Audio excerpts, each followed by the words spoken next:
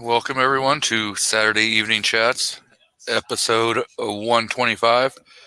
We are joined by the co-host extraordinaire, DM Foss. Welcome. Sorry, my mouth was full. Great timing on my part. So, I'm going to do the intro. In a world of uncertainty and turmoil, one man stands alone, along with his faithful sidekick. A man who entertains and educates the masses weekly, 70% of the time. Born out of the dusty plains of Washington State, now from the coastal forests of Oregon. The man, the myth, the man. G23.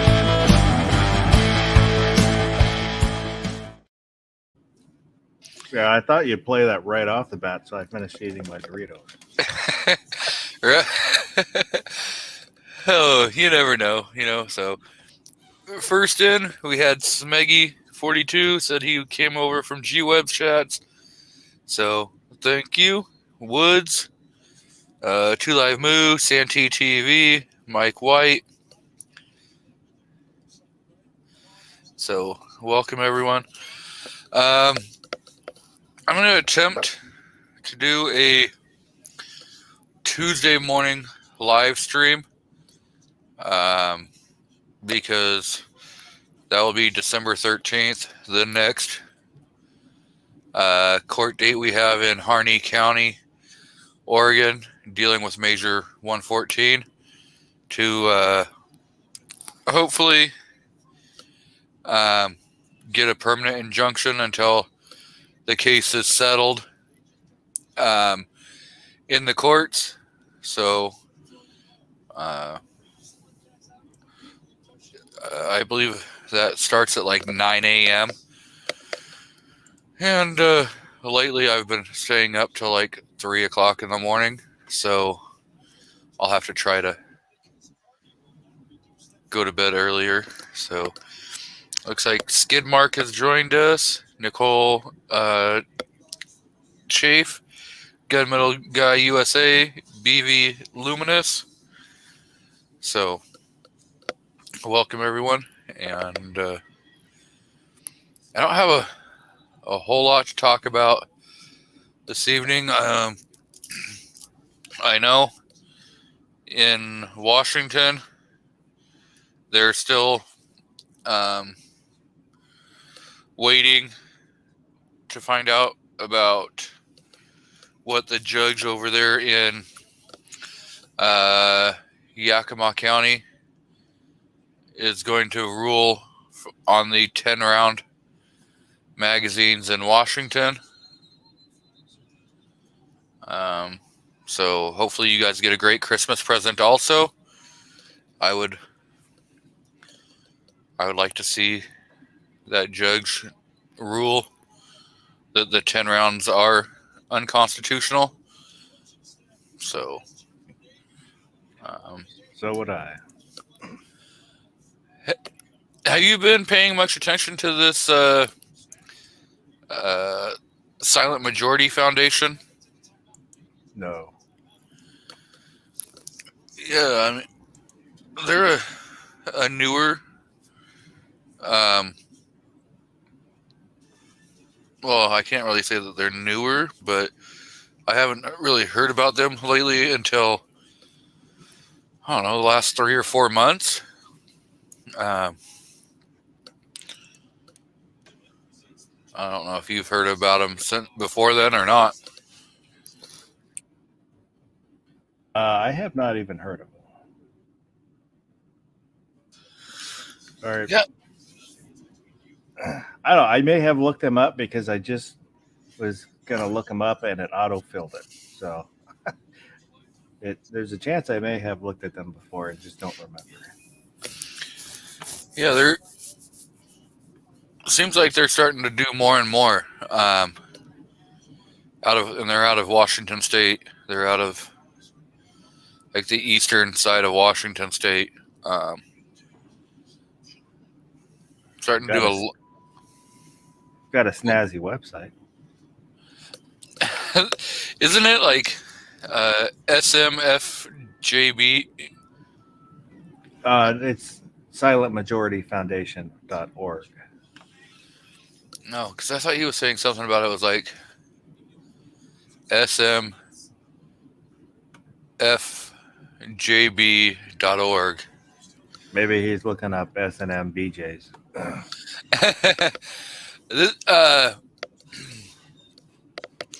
Or maybe that's what they just changed it to or something. Because it was when he was on with what's that, Washington gun law? Yeah.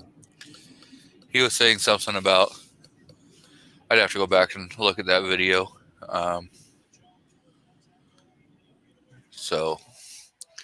But yeah, I mean, they probably have a couple different websites that are going on, maybe. Well, SMF is the code for the Sacramento airport.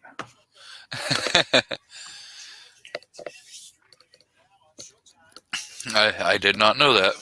So looks like we've got Uncle John that's jumped in, and the gun-toting pacifist, even though he may think that he's cool enough to pull a budget still budget. So I know he changed his to something like MC or MK Journals or something like that. I don't know. He's always going to be Budget Guns and Gear or Budget Guns Review or whatever. So Budget Guns and Gears reviews. yeah, see that? Yeah, there's. Wood says, looks like they're out of Pasco. Yeah, it's not smf.org. That's Snell Helmet Certification. Let me see if I can pull up their.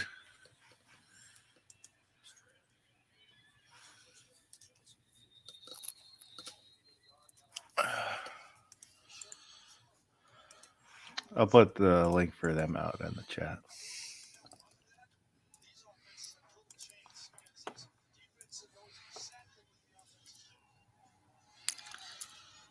Or you will. Yeah, so they do have one that is you can type in smfjb.org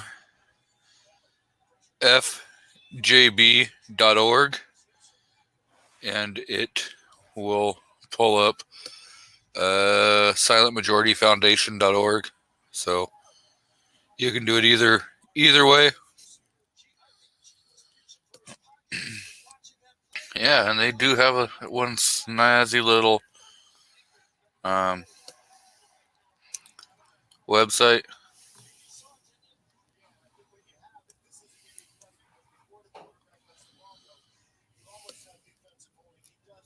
Oh, I think I was doing the letters in the wrong order. So you got nice little website. Trying to see if it shows like when they. Here's the one you guys need to. If you're in Washington and you want to help, they've got Fight for Our 2A Rights, the lawsuit to challenge SB 5078. So this is the Brumbeck v. Ferguson in Yakima County Superior Court to challenge Senate Bill 5078, Washington's high capacity, and they have it in parentheses, magazine ban. Yeah, they started August 16th, 2021. So yeah, so they're pretty new. And they look like they're doing a hell of a lot of good work. because they're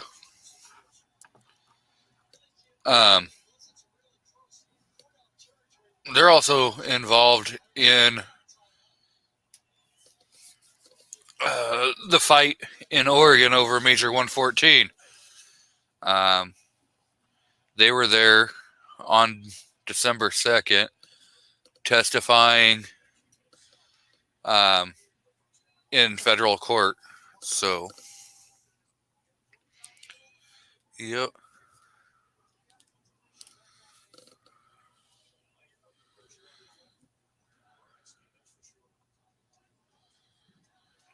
Yep.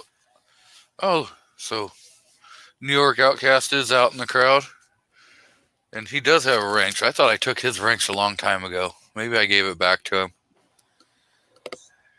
So, I know a lot of people are hearing a bunch of different stuff from a bunch of different YouTube creators on Major 114, and I know I've talked about it a lot. But what a lot of people aren't discussing is that 114 will take away most shotguns because it says in there that if it can hold more than 10 rounds, well, if you have your tube-fed magazine that holds 7 rounds of like 2 3/4, that's going to be able to hold more than 10 rounds of mini shells. So that will it'll be able to hold probably 11 plus 1 of mini shells roughly. So a lot of your shotgunners are going to have to realize that it's going to take away those too, unless you want to permanently modify it to only be able to hold like 3 shells. So, I see we got C&T Designs out there. Krabby Turtle. I don't remember if I said hello to him or not, but hello. So what's going on new with you there, Mr. Foss? Wow. Nothing. Have you picked up any new firearms? Nope. Probably won't for a long time. You thinking about building any new ARs? Well, I'm in the middle of building one. Don't you look at my content? You don't even watch my channel. I watch your live streams. I put out a couple shorts on it. The 350 Legend. Yeah. Build. Yeah, I thought you'd already finished that one. No, I'm slowly trying to take my time for once. Slowly building it. So, 3 days instead of 3 hours? Pretty much. The only thing that's really slowing this down is shipping. Is the stuff I ordered. It's taking a while to ship. Well, it is the Christmas season. But I want it now. It's my money, and I want it now. Well, you know how you could have saved a lot of time in shipping, right? How's that? Drive the 45 minutes up the road to Arrow and pick it up your damn self? No, I didn't. I don't know if I ordered anything from Arrow this time. Just because of some of the parts, Arrow doesn't carry what I'm doing. So, I mean, the upper and lower are Arrow because I like Arrow.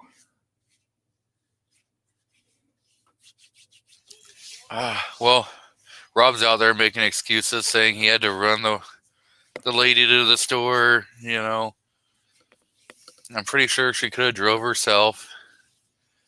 You know, he's just out there making excuses. Wants to sound good for himself.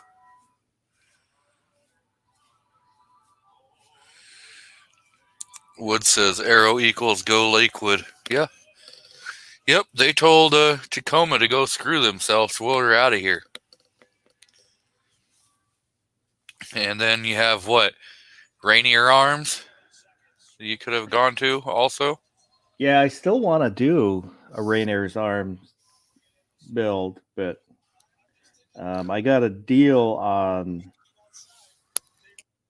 Arrow stuff, so I went with Arrow again.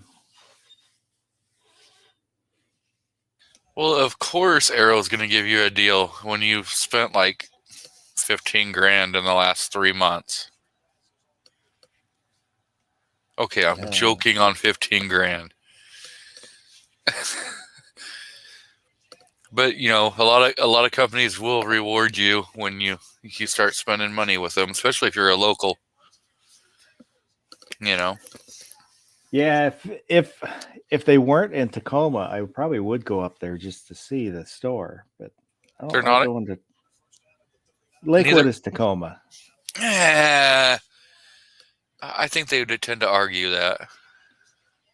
It's what It's a Tacoma suburb.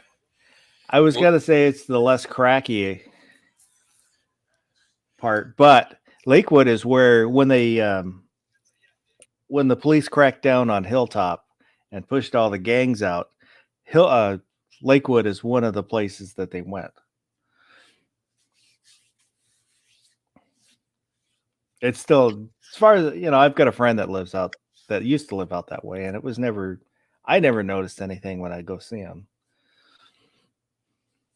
But he was telling me there was a community meeting with the police, and that's what they had said, is it just kind of moved everything, spread everything out instead of being concentrated in one area. And for people that don't know what Foss is talking about, there's a nice video out there on YouTube that talks about an army guy who moved into Hilltop. So you can definitely watch that and kind of. Well, the one video on it that I saw that that popped up last year, was it? It was the way it was relayed in the video isn't quite the way it was when it happened. I mean, it was they got in an argument and they started shooting at each other, but nobody got injured. Well, yeah, I think the one video I saw, it said like 2 people were struck by bullets, but they were like graze shots. They weren't anything that was life threatening. Yeah, I mean, I remember when it happened, and my first thought was, because these were Rangers against Crips, and my first thought was there were hundreds of rounds shot because the Rangers went to the base and got their rifles. So there was a gunfight, and they didn't hit anybody. It's Now, you also have to think of, I mean, in a defensive situation, what they did probably is not the best way of going about it, but no. The fact is they're military trained. if they would have started really using their training, do you not think that they would have been up on court martial? Well, I don't think they thought about any of that because they went to the base and got rifles, came back to gunfight. If they were worried about that, they wouldn't have done that. Well, yeah. But I think I don't think they were really wanting to kill anyone. I think they were mainly trying to scare them and say, we're not going anywhere. We're not going to, back down. We're here if you really want to fight.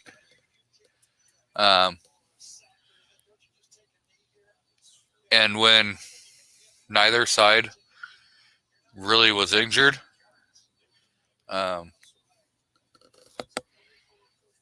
yeah, I think a couple people got hit, by either graze wound or,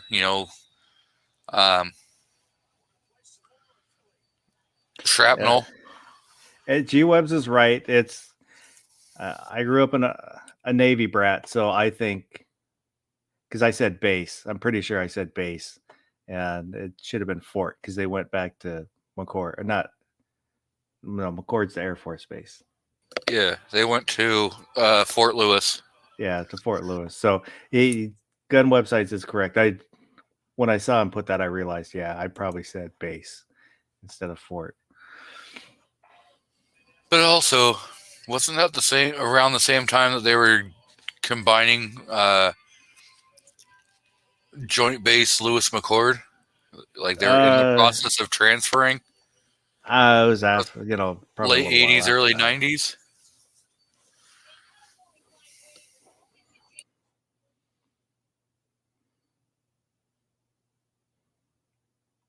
Because back then it would have been McCord Air Force Base and then Fort Lewis.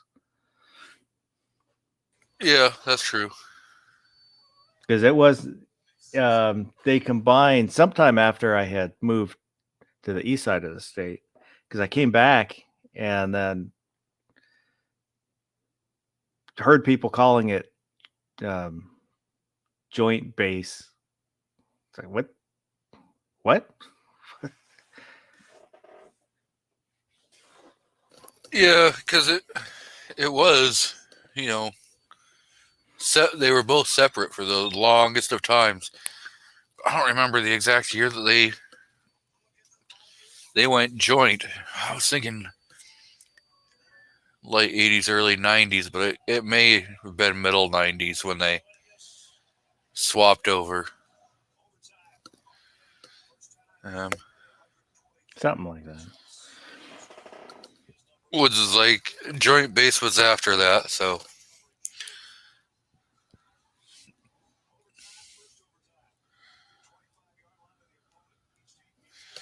CB is out there letting BV know that the Marines guarded the Navy.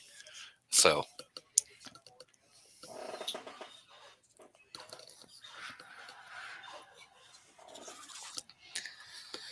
So I see we have reloading from the hot pot out there. And Tim S. says Marines have air stations and bases. Yes, because they have their own pilots, their own fighter pilots. So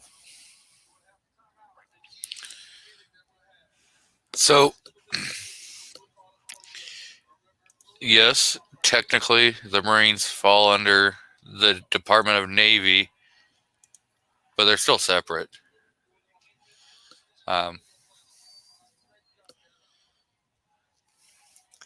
It'd be like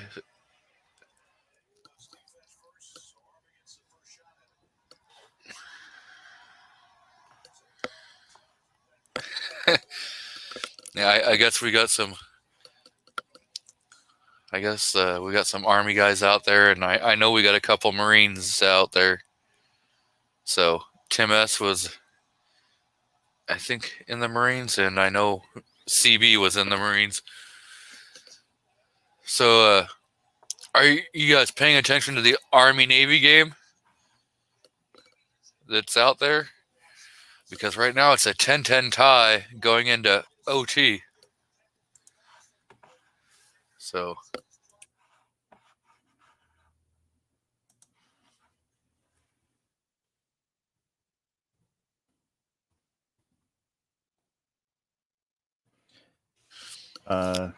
Pacifist was saying his daughter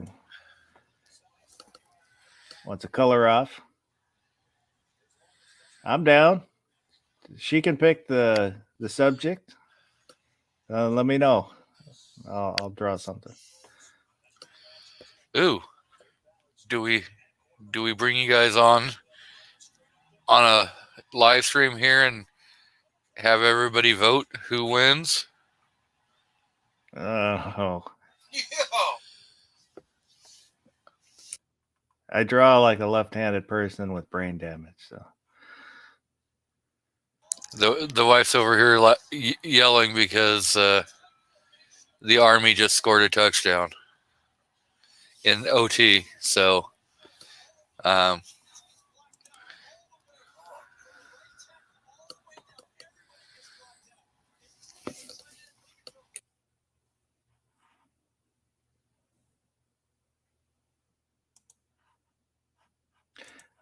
Pacifist said that she's listening. Addison, this is Foss. If you want to have a color off, I would love to do that. Just let me know what you want to what you want to draw, what you want me to draw, and I'll work on it.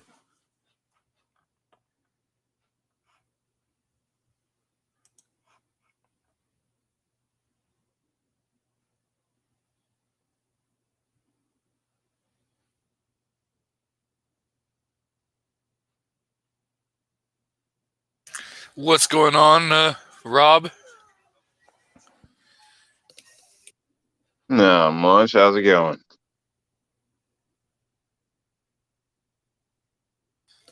Not much. Probably gonna do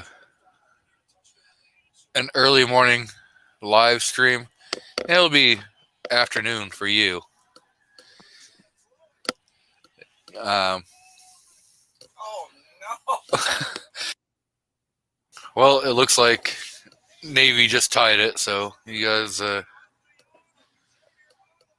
out there, I don't know what the hell's going on. Neither one of you guys have defense or offense, because it's either all defense and no one does anything, or it's all offense and everyone does the same crap. So I don't know what's going on in this game. So, but yeah, I was talking earlier about trying to do a live stream on Tuesday morning covering the court case here in Oregon, out in Harney County, to see if we're going to keep the injunction in place and have it be a permanent while the trial's going on or not. So I think I'm going to try to do that. So if people are interested in watching, they can. Do you know what time?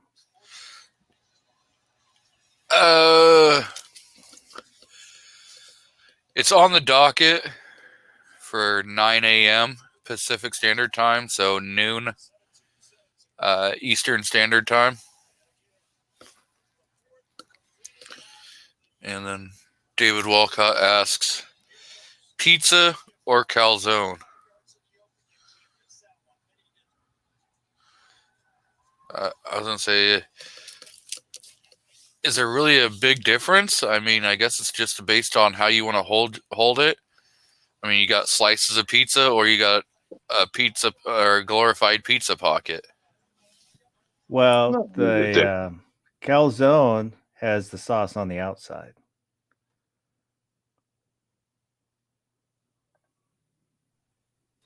Stromboli has it on the inside.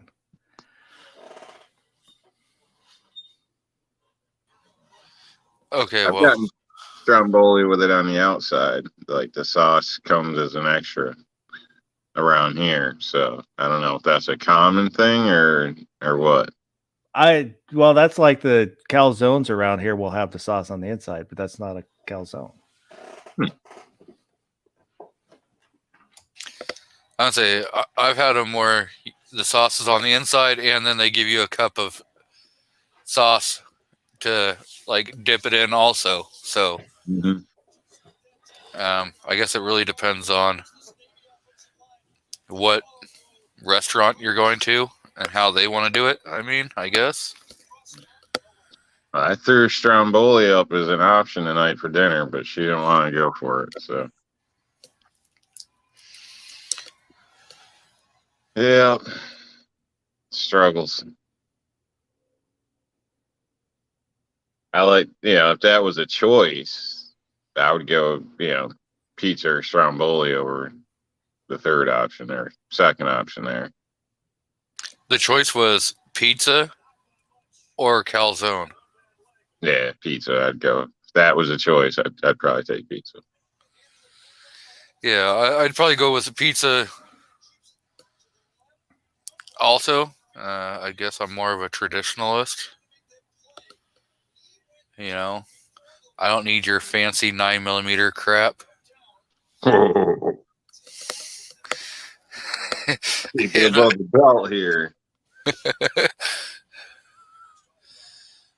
So, I don't know.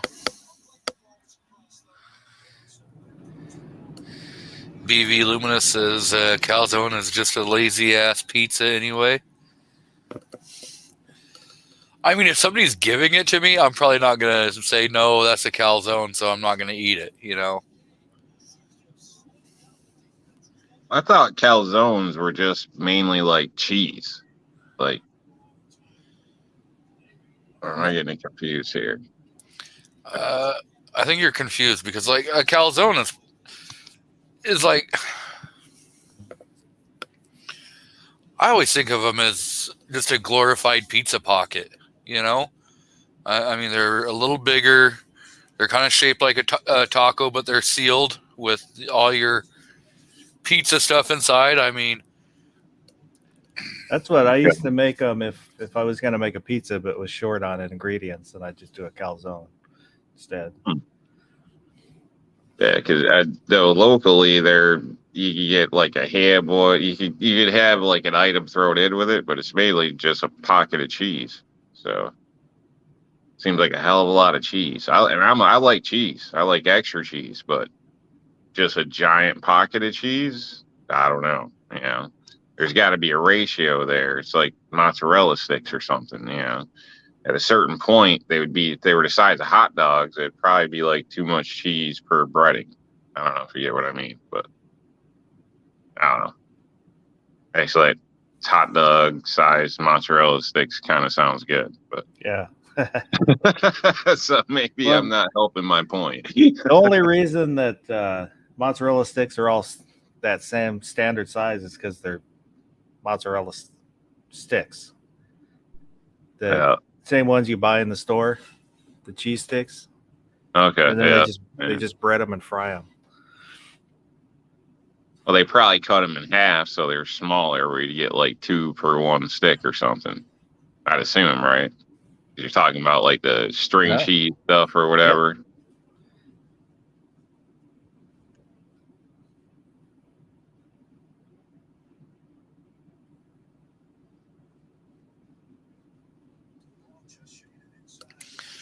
So, I know Gizzard's on the countdown.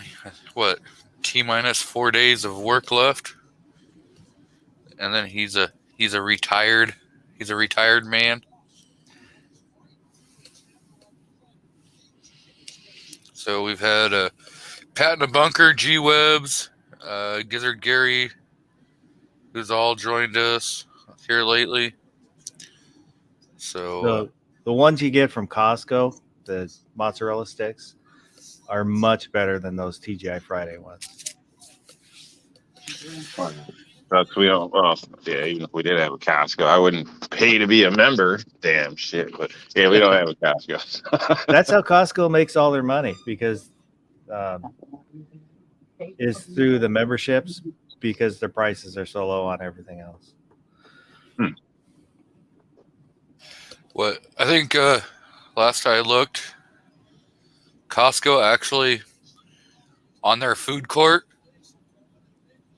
is taking a loss every year since they've had it. They actually lose money on having the food court, but they keep the food court because that like draws a lot of people in. Yeah. And gets them buying other things that's where they make their other money. Their gas station and their food court actually loses them money every year. Yeah, they're if there's an L&I claim, it can take all of their earnings for a week. That's depending on that injury. I worked for them. Well, I went through orientation for them, and then realized it would take me years to get back to what I was already making at the time. So I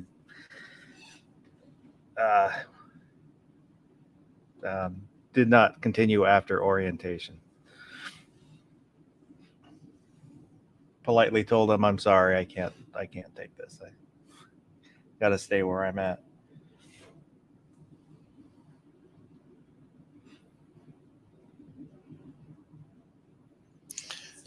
Yeah.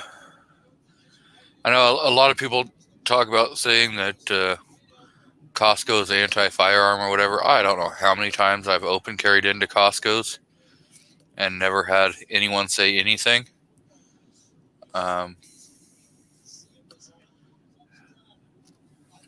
It's kind of funny. But then I've heard people that have been thrown out of Costco for open carrying. So I don't know. Maybe it's the way you act. Could be the store manager too. Whatever their attitude is. Well, so like where I'm at now, one guy was talking to me in the parking lot. He's like, did you just like get to go through and shop the whole time with that firearm on your hip? I'm like, yeah. He was like, I tried it a couple months ago and I was told I needed to, go, leave and remove the firearm or cover it up. They didn't want it open carried. I'm like, oh, I just open carried the whole time in the store. Maybe it's you. Nobody wanted to talk to you. You could be onto something there, because like, I don't know how many times I would see like them tell people, hey, you got to wear a mask, but then they'd see me without one and they'd be just like turn their head and be like, nope, we ain't going to go talk to that dude. I don't know. What was that, woman? You want to say that? Same way with the people in Walmart. They want to check your receipt. They just turn their heads when they see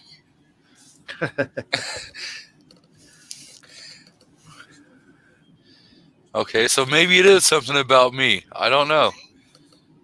They just don't want to. They don't want to deal with Got me. that They're like, reputation, I guess so.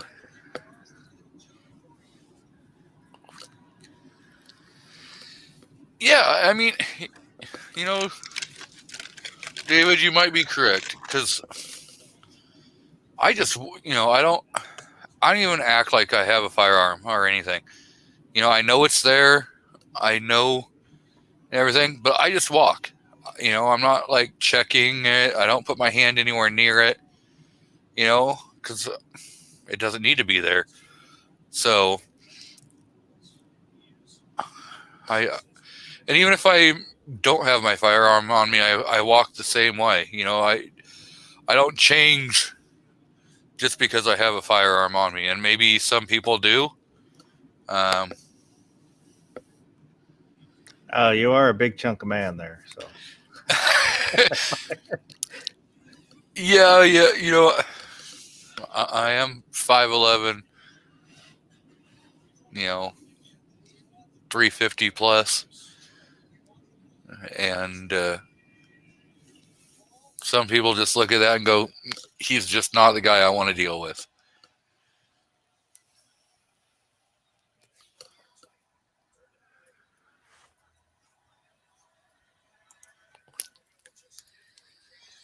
Yep. Yeah, I think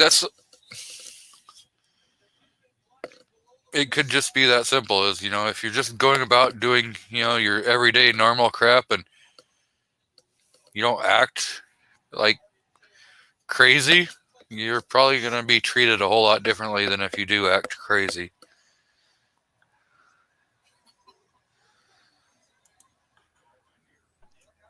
Well, might be a great way to get a discount. You get to the register and they're like, "Oh, it's 300 and something," and you start freaking out, like, "What?" Yeah, or $1.50 for a soda, and you just start losing it. Like they might give you a discount. I don't know.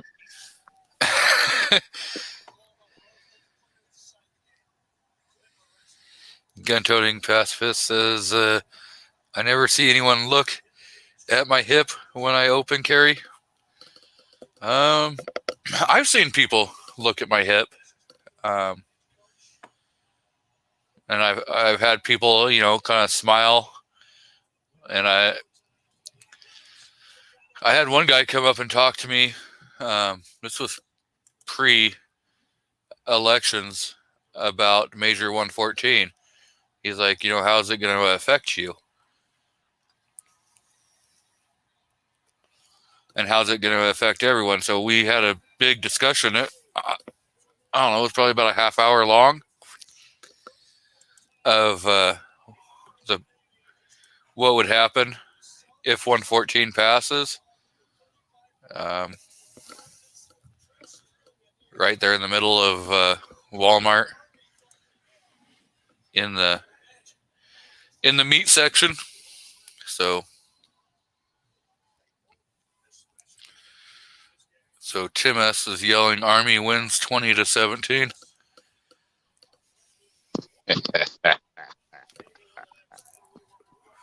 So my wife's brother is very happy right now. He no longer has to pick up the bar tab. So he owns a bar in Washington, and him and some of his buddies always have a bet on this game. So he'll be happy, I guess. Yeah. I mean, you never know, but we can't really just let those Navy guys win every year. Once in a while we try to be nice because we don't want anybody having a meltdown. But it's once in a while we just got to stomp them, I guess. If you think 3 points is stomping them,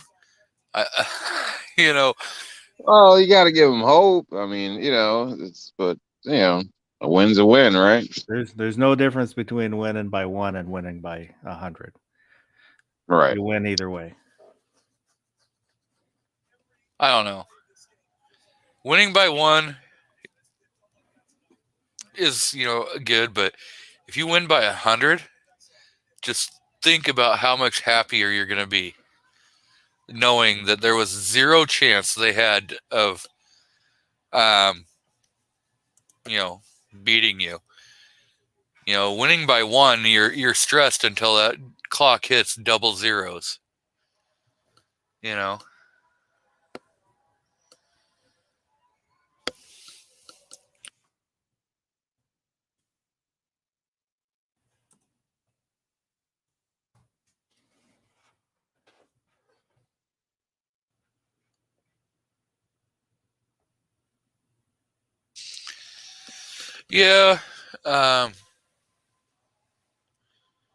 I hear that all the time, that there's people that will call the cops if they see that you're open carrying. I've never actually experienced that. Now, there is one place. Actually, as a matter of fact, the next time I'm in Washington, I gotta get my non-resident carry permit again.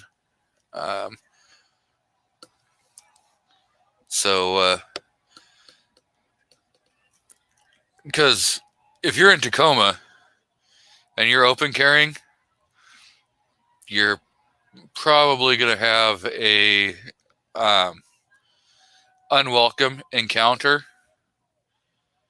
The police department is going to come talk to you, and if you think you're going to have a little attitude, you're probably going to get an ass whooping that you have never wanted. Just saying. No, Woods. Neither one of them are ranked. I don't even think either one of them is actually bowl eligible. So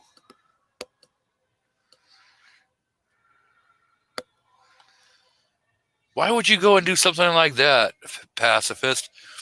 Why would you deliver 34,000 rounds to the police department and not add that to your personal collection? We know how FedEx drivers are.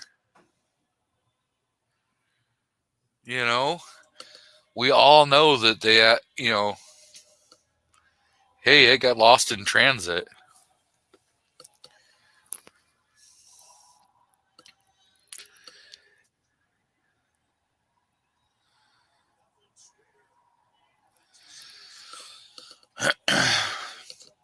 Yeah, I mean, there's always that too. Bald, you could then boycott commie states, but I bet you'll go back to New York. Because if your son stays there, then what? You just gonna say, sorry, I'm writing your ass off. I'm not gonna have anything to do with you while you live in New York? Or are you gonna go back and visit your son? Well, his son could travel in the BMW bald bottom. I thought he bought the BMW for his daughter. Well, I think he just passes them down. So, yeah, they're all Beamers. So I'm sure the kid can take a road trip. So, I mean, I can understand him saying the hell with that. So, put up with your ass. I paid for your ass. Help support your ass, whatever the case is. So you should just show up here. There's nothing wrong with that. And there you go. He doesn't love his son as much. He only gave his son a Subaru, not a Beamer. Well, no. Maybe he cares for his son more. I don't know. I mean, when you compare the maintenance, I mean, yes, depending on the model, Subarus can be a handful, but if he keeps it stock, he's probably got a head gasket problem down the road to come look forward to, and some oil leaks, but it's still going to be cheaper in that Beamer. We had one and it blew up. Occasionally that happens. The oil. It was a Loyal, Subaru Loyal. It had the kind of boxer style engine, kind of the opposed, and the oil pump exploded and took out the timing chain. That sucks. I wouldn't say that's a common thing. Maybe it is. I don't know. But the mechanic's like, yeah, this must happen because they had the parts in stock. Okay, man. But yeah, they still in the end probably cheaper than that Beamer. Oh, I traded it to the to one of the guys at the mechanic shop in trade for paying for towing. So it wasn't worth much. Wow.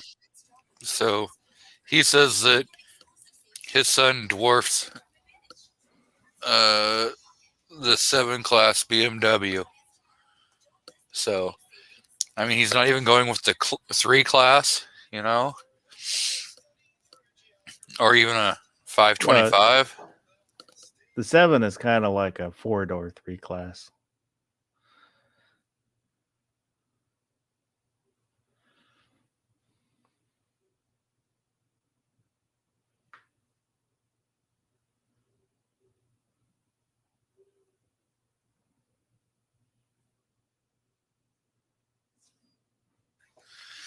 Yeah, it really depends on the Subaru.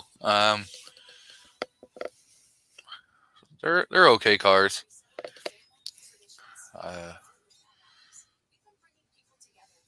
I'm not really a big Beamer fan, but they do well in crash tests, and I've seen some results of accidents where BMWs definitely ended up on the better end of the crash, and so I will give it to them for, you know, being able to protect the precious cargo inside the vehicle. Subaru does good, but I don't know. Do you consider that when shopping for a car? The safety rating? Yes. Yes. What about Absolutely. you, Paul? Yeah. Well, for my wife, yes. For me, not as much.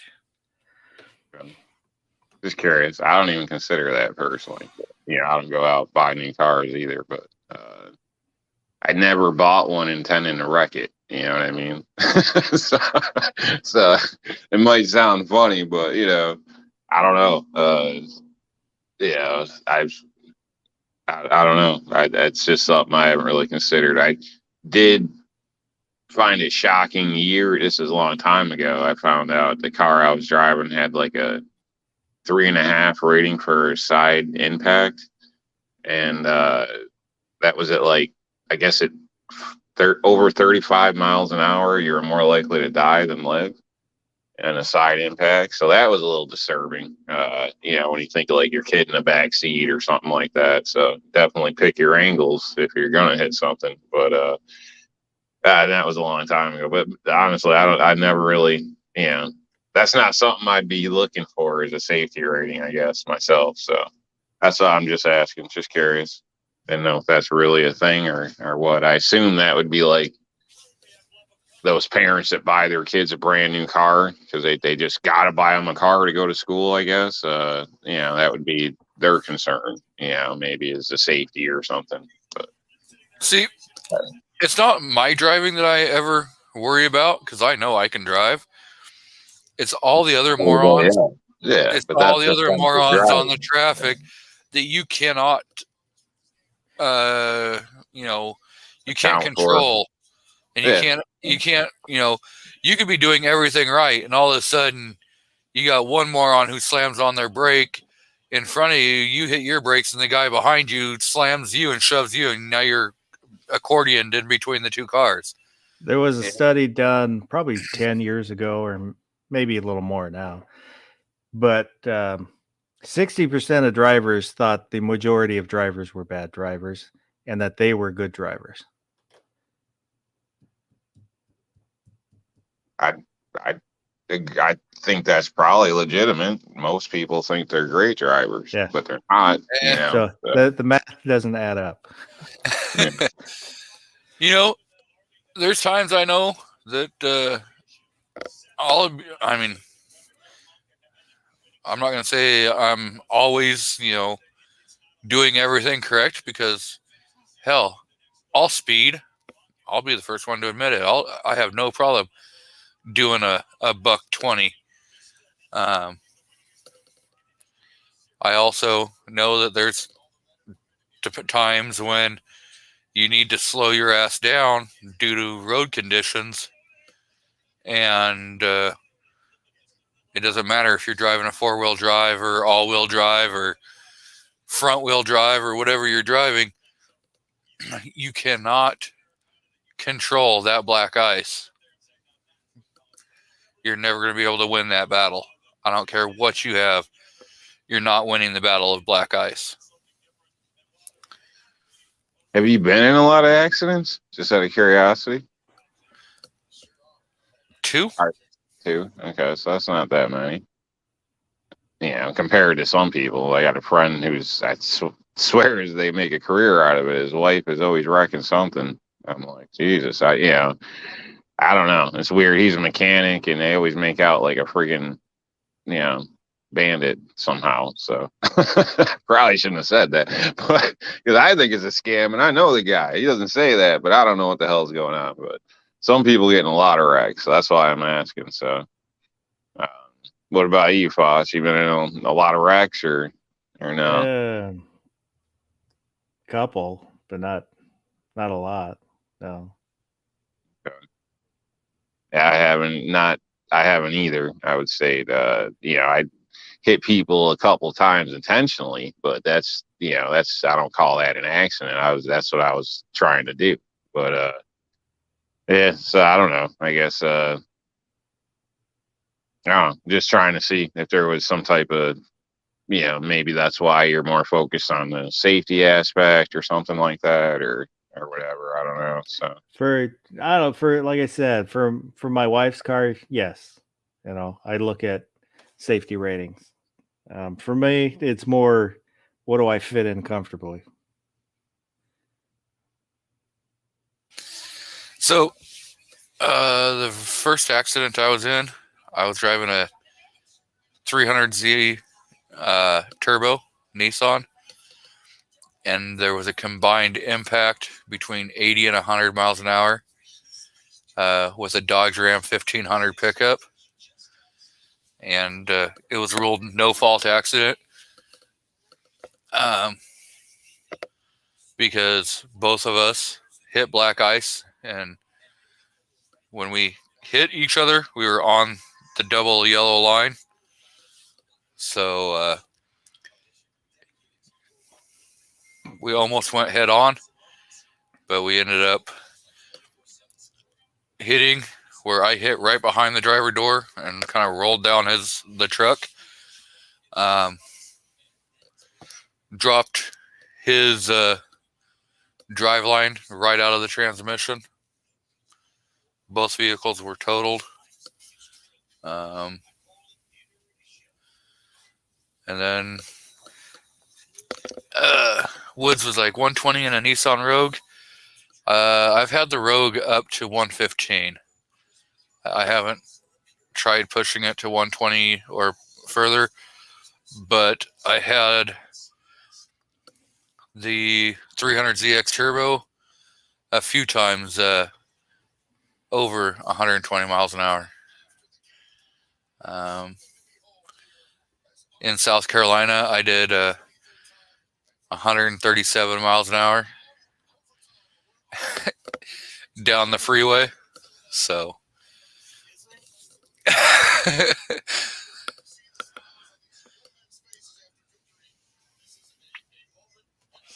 with the T-tops down. So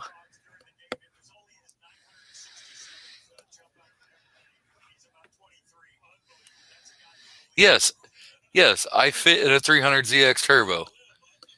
Nissans actually are very spacious, very comfortable. It doesn't matter if you're in the front seat or if you're in the back seat. Of course, there is no back seat in a 300, but yeah, they're pretty damn comfortable.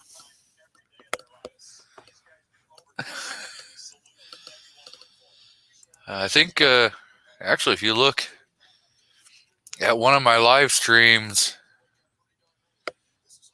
it might have been when I was on Chris from the 740, maybe. It might have been one of mine, but I was doing 90 down I-5. And it's on video. So,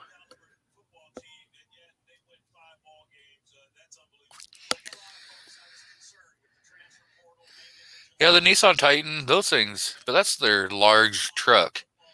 Um, hell, those Nissan Rogues have so much room. My chiropractor sat in my Rogue, and he couldn't believe how much room was in there, and he's 6'5", and he was comfortable as hell sitting in there.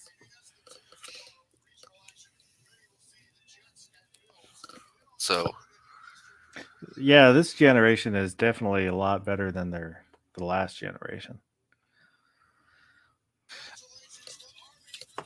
I want to trade mine in and get the new 2023, because it actually has 10 cubic feet more cargo space and a little more leg room for all the passengers. And they got the new 0G seats, so they're even more comfortable than the Rogue that I've got. The only thing that has me thinking is that they're 3-cylinder turbos. I love turbo vehicles. So much fun.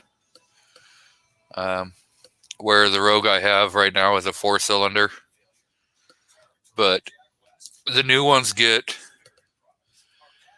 I think they're 6 miles to the gallon better fuel mileage. So, yes, Woods, you're right. They are all Datsuns.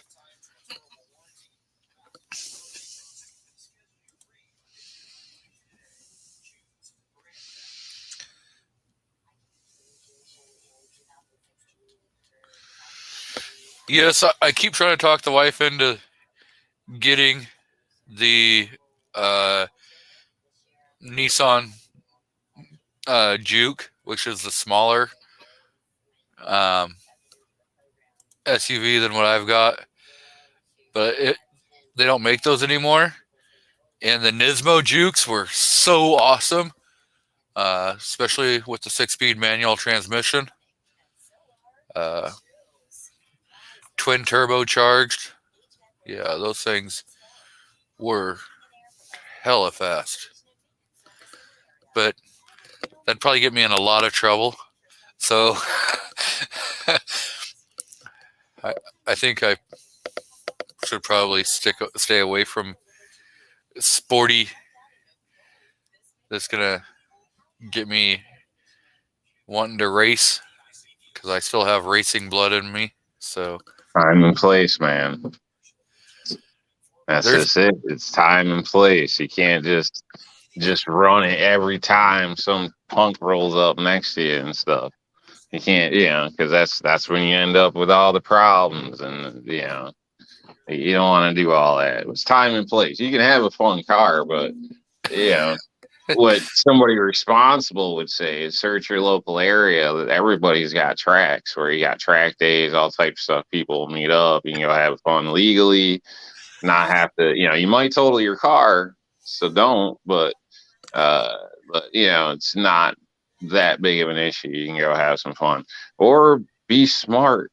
And don't do that shit down the main drag with everybody on Friday night, because that's just drawing heat to you. So, and I don't know.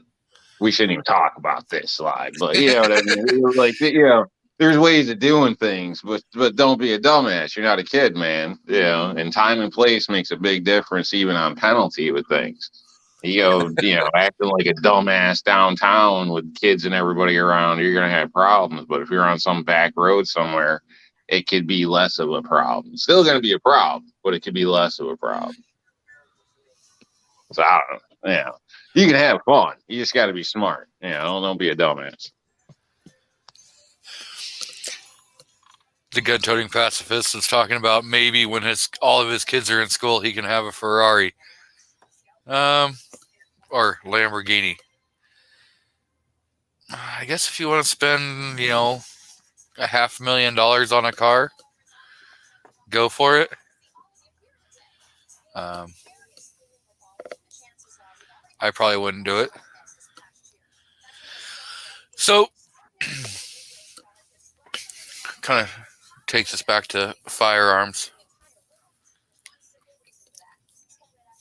Is there one brand of safe that you think stands out above like all other safes that you're like, you know what, I'm only going to buy this one particular brand of safe? Rob? No, absolutely not. I'm a bargain buyer. So whether it's safe or powered tools or whatever, I'm checking the numbers and prices. Ratings, so on. But yeah. So yeah, go ahead.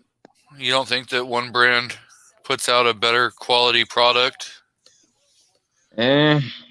And as a whole, no. I think there is brands probably that do that, but I don't know. I mean, like look at cars for an example. Some models are just crap. They come out with something new and it's shit, and it disappears in 5 years. You never hear about it again or whatever. Hopefully, but things like that. So no. I mean, if you want to talk firearms, Smith, look at that Smith & Wesson shotgun thing they came out with. I'm a Smith guy, and I don't even want to, have my prints on that damn thing. So, I don't know. There's I wouldn't say one brand is a guaranteed, at least not that I'm aware of, with safes. So Liberty, all these names that come pop up don't mean a damn thing to me. It's just another person selling a safe. So I want to see numbers, gauges, ratings, things like that. I don't care if it's the safe says Joe Blow on the side. If it's going to be a better safe for my money, then I'd much rather go with that personally. But I'm a value person, not brand. So Foss? Not really. We did an overnight on safes a while back, and a lot of people get upset because they like their safes, and my safe is it. My safe weighs 10 tons, and safes are really easy to get into. They're really easy to cut open. Yep. You start searching into them, you find pictures. There's pictures of safes opened with pickaxe that they went through the side of the safe. They look like they're thick because a lot of them will, you open the door and you see all this thick metal. Well, it's not thick metal. The edges are rolled over, so it's a double thickness of thin metal. They are not safes. They get called safes, but a lot of the cheaper ones, the one, like $100, couple $100 and under, they're security cabinets. They're not technically actually safes, even though they get called safes. So it looks like it's a substantial thing that you're buying, but it's not really. I have all the tools right behind me to get into all my safes. I have it to keep the kids out and to slow people down, so that, I've got cameras and I've got an alarm. So hopefully the combination of those will, it will slow people down enough where the cops come or, whatnot. But there's plenty of videos of people using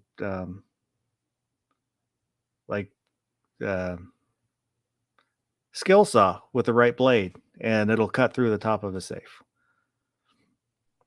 Sawzall, grinder, all those will go through a safe. Well, the what's doors are usually called the a safe. thickest parts. And on most common safes, like you're referring to, the doors are the heaviest part. Like that might actually be a solid piece of metal, but the sides usually aren't. Yeah. Yeah, that was another thing. A lot of pictures where they're pried open because the door itself, yeah, it's got all the these thick rods that go out, but you know the rod itself. But how long is that rod? How is that rod connected into the door? And then is what that rod is going into, how strong is that? If they pry that with a pry bar, is the wall of the safe going to give to where they can still open it? And they only need to pry it open enough to get a hand in, and they can start pulling stuff out.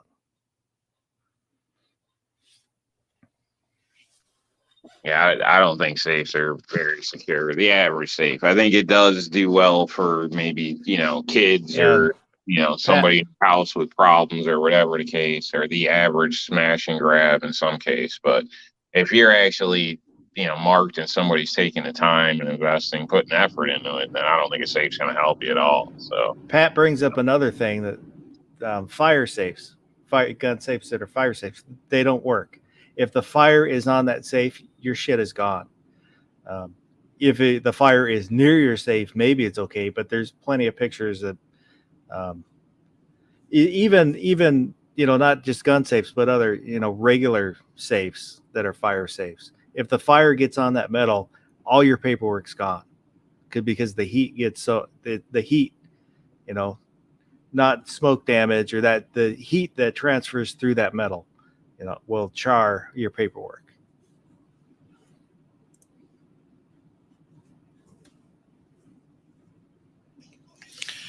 Yeah, because I know I was watching Trash Panda and Angry Sarge, and they had Carbon Q on, and they were kind of talking about safes. Didn't really talk a whole lot, and I'd mentioned we had talked about this before. I know probably a lot of channels have talked about safes, and I know we've talked about them before. Having like one of those in your vehicle, so that if you're like going into the post office or going into some place where you can't carry your firearm, you at least have some place to lock it up and make it a little more difficult for somebody just to run off with your firearm.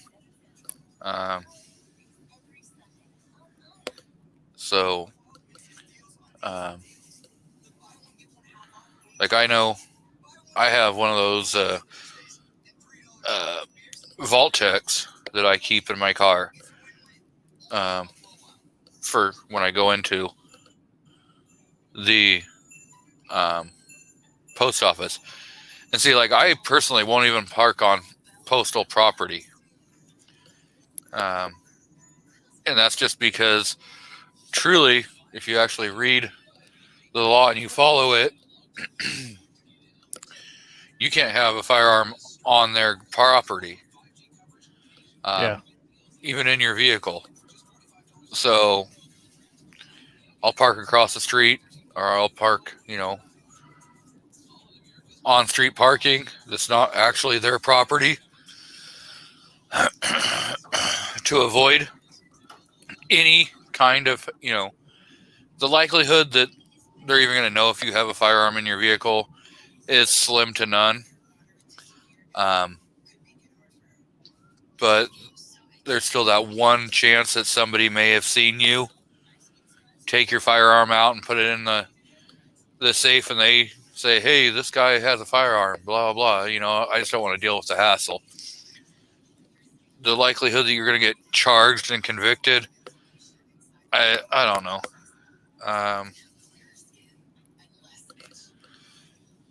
I'm not going to be the test dummy.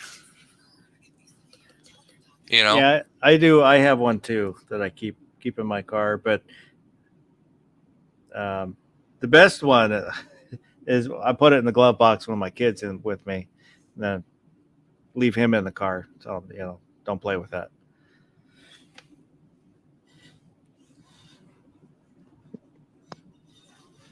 I never got into the gun safes in the car thing myself. I don't know. The way I see it, you're already committing a crime to bust into my vehicle. So I don't know. But yeah, I don't know. I guess you look out for it more than cities. I guess I don't know. Car alarms do nothing. So I'd appreciate if people just stop getting them all the time, because every time a motorcycle drives down the street or a car, or in some cases people walk by just yelling and singing, the alarm's going off. So it's like cries wolf. Nobody pays attention to that. But I don't know. I don't see it. I see it if you got kids you're worried about, if you got a brother-in-law that's sketchy or whatever the case is, somebody lives in your household. If you're old and have a shitload of medicines and some tweakers that live next door, might not be a bad idea, But if they beat you half to death, are you just going to give them the combination anyway? So those are questions you'd want to ask yourself. But lots of things like that. I mean, I can see purposes, but I just don't see it as 100% guarantee. I mean, like, for instance, you guys, like, say I was a bad guy and I'm taking names, tracking numbers, watching all your videos, writing down what guns you got. Now I'm, taking a little vacation. I'm sitting around your neighborhood. I'm laying low, keeping an eye out, figuring out your schedule. I want all your shit. You know what I mean? I want your wedding rings. I want your wife's jewelry. I want all your guns. I want it all. Make it worth it. You're putting in the time. But there ain't going to be that many people out there actually like that. Or you really piss somebody off. Maybe you're so-and-so, whatever turns into a junkie and they know you got a shitload of guns at your house. You're that YouTube gun guy. Well, you might have a bigger problem to deal with when he can, talks a couple of his buddies into it, and you're not home. So you never know. You can go with the G23 strategy. Is you just don't buy your wife anything, and then there's nothing to steal. Yeah, no flowers. Absolutely.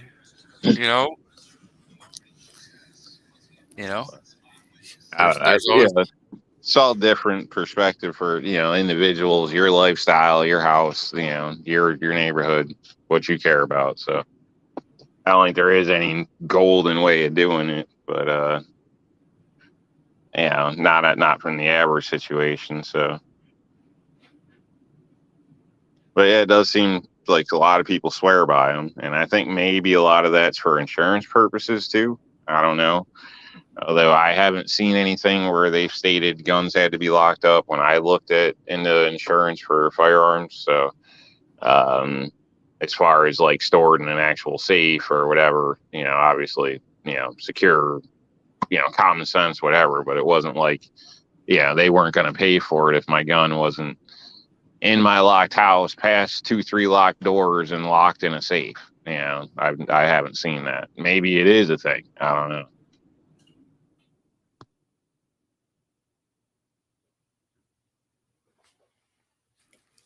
Yeah. So, Mark Kratz says I'll be reviewing a magnetic holster in a few weeks for my car. I have one of those. My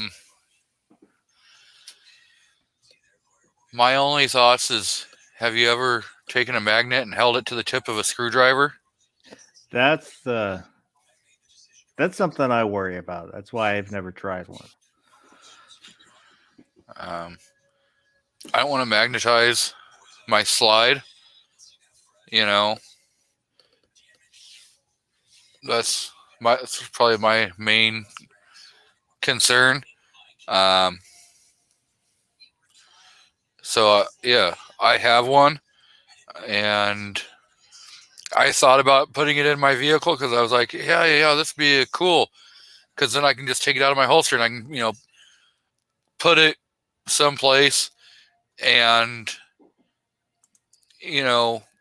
then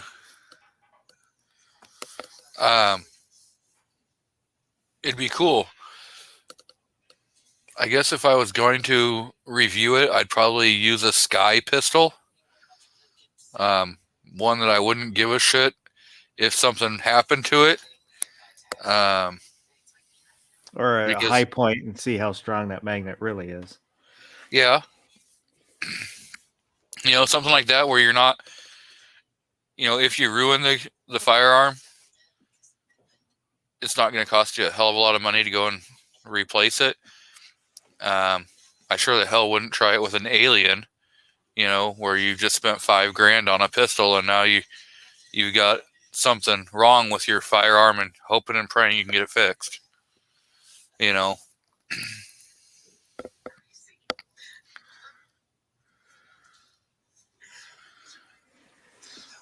Well, I don't think it would magnetize it enough to cause malfunctions. I just would, you pull your gun out and there's a bunch of paper clips stuck to it.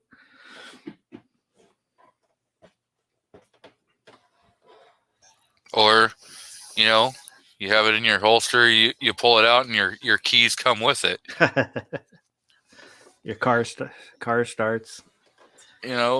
You pull it out, your keys come with it, and now you don't realize it, and you accidentally shoot your fucking key fob, and now you're out, $1,500 to go get a new key fob. That'd be one of my. $1,500. Yeah, some of those key fobs will set you back like $1,500. That's just ridiculous. I wanted to get another key for my Outlander the Mitsubishi that I used to have, and it was like three something, $350. I'm like, nah, no, thank you. I don't need it that bad. I've heard those prices. That's pretty much standard or whatever, but $1,500 seems ridiculous. And even that 300 or whatever, I still think that's crazy, but that's more understandable than $1,500 in my opinion. Yeah. So I've got a dumb key, so it's like $5 to make a copy.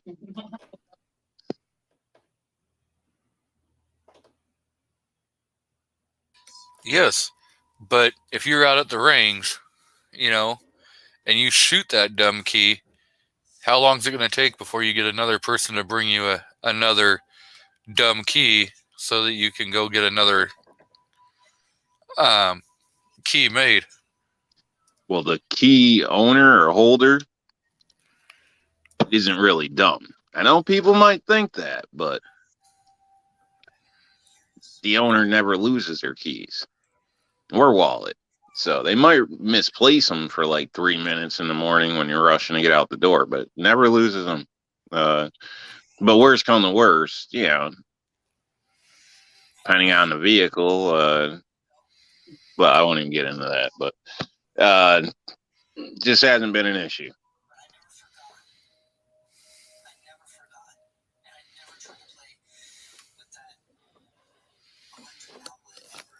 So David Walcott asked the question. Sorry.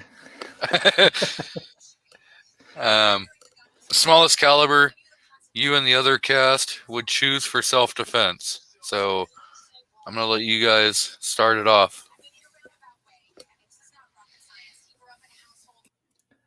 I regularly will carry 380, my PPK. Depends a lot on what I'm doing.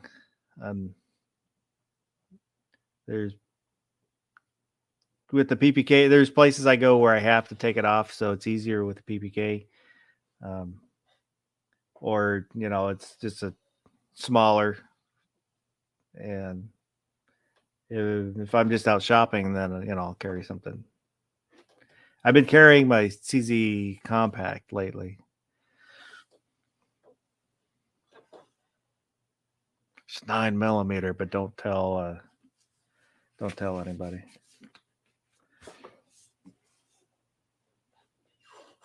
So, Rob, what's the smallest caliber you would feel comfortable carrying or using in self-defense? If it came down to it, I'd probably be all right with a 22 LR.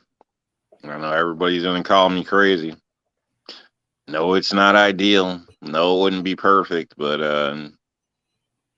yeah, I think if he can put rounds on target, it's pretty much gonna work. It's gonna help. So, yeah,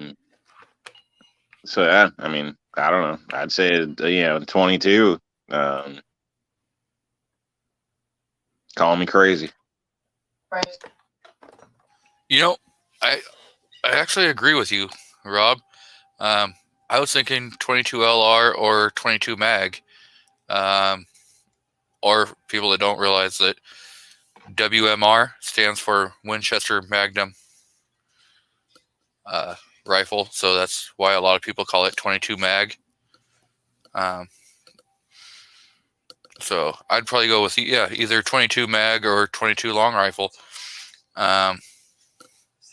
It gets the job done. So yeah, for an everyday EDC, I don't know if I would carry it every day.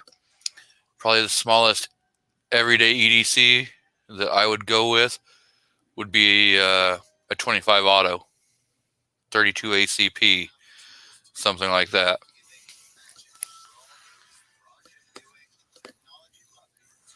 You have any thoughts on something like that, Rob or Foss? I don't like most of those guns. The little 25 autos and all that type of stuff. They're just too damn small, in my opinion. I don't know. I realize it's a bigger caliber per se, but the package that you can get them in are smaller. If that makes sense. I don't know. And with a small round, accuracy matters. I mean, shot placement. So if it's a tiny little pocket gun that doesn't know not to work, dependably, I think that's a bad idea. But that's just me, with my experience on them. I'm sure there's probably some out there that run great, but the ones I've seen, half of them got duct tape on them or whatever, and it's nothing you want to, trust your life with, is what it seems like. So, Mark Kretz brings up what I was going to say is just the rimfires tend to be slightly more unreliable. I still, I haven't had a huge problem with them, but in an autoloader, you can get rim lock, or the round itself, the way that they work, they're not as reliable as a center fire. In revolver, you don't have to worry about half of that. It's, if that's what you got, then that's what you got, but I wouldn't choose to carry one.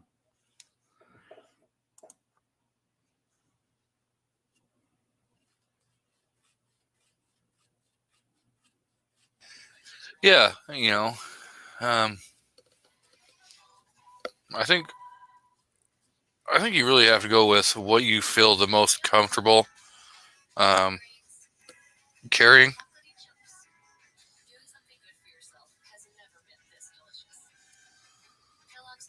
I'm going to look up some different 25 auto pistols.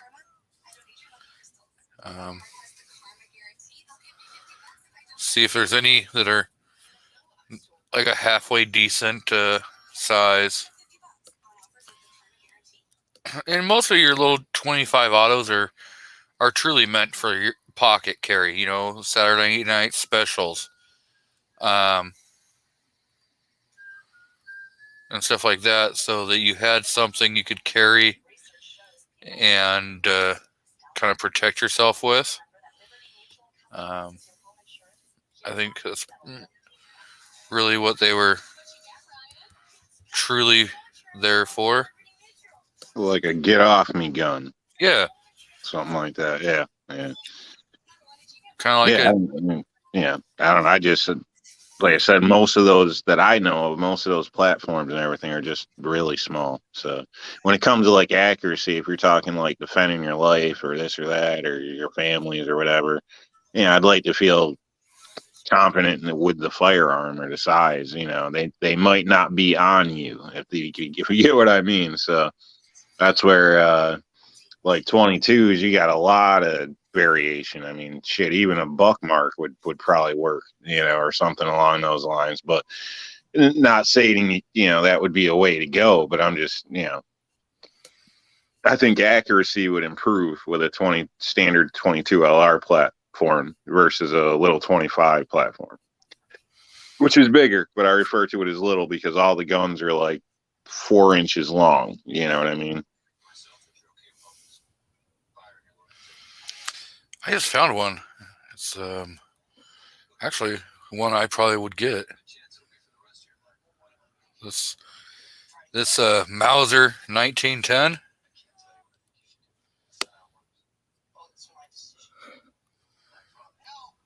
But would it function reliably? I don't see why it wouldn't. I mean, look at that little. I mean, it's still kind of little, but you're talking. It's a 9-round magazine. You've got your thumb safety right here. Can you fit your finger in the trigger guard? Oh yeah, I could fit my it's finger. Tiny. I mean, it's a 3.15-inch barrel, so it's still ranking up there with a lot of your newer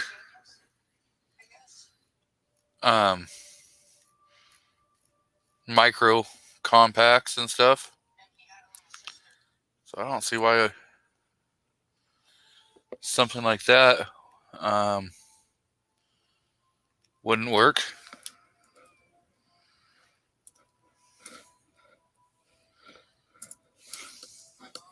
Well, just because it's for sale or they got one available doesn't mean it's a reliable handgun. You know what I mean? So that's what I meant. Without ever touching one before, you would just trust your life with that out the box? No.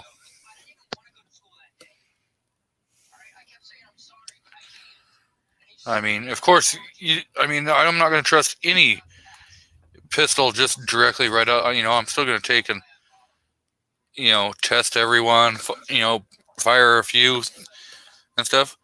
But like this, you got this little 32 ACP. It's still a nice size.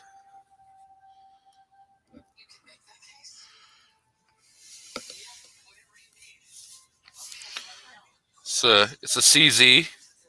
So a lot of those CZ fanboys would be happy that I'm saying I would definitely be interested in something like that.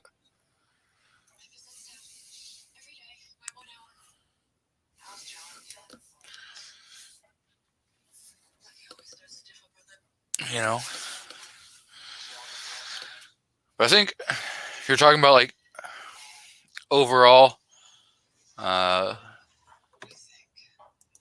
a small handgun that I'd be willing to carry. Like Foss has this that Derringer. It's not bad to shoot, and it's not great to shoot either, though. I guarantee you, I'd rather shoot that Derringer.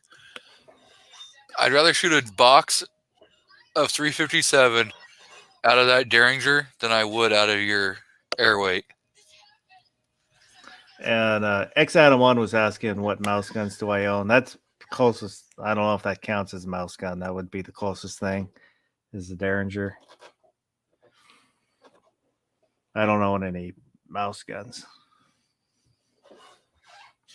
Yep, Daniel got my judge's attention when I said CZ.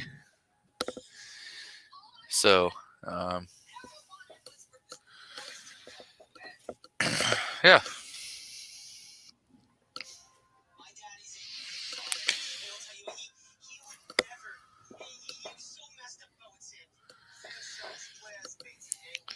But I don't know. I think we've all kind of got what we think is the smallest caliber we would go with.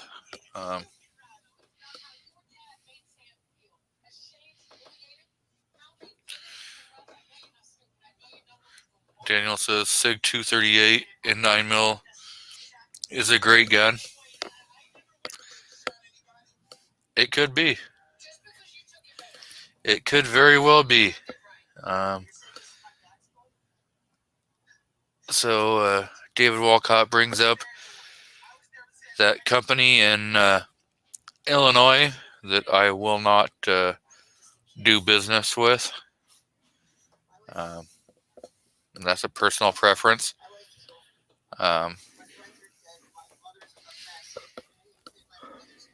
Because if you look at what they did, You talking about Whole Foods?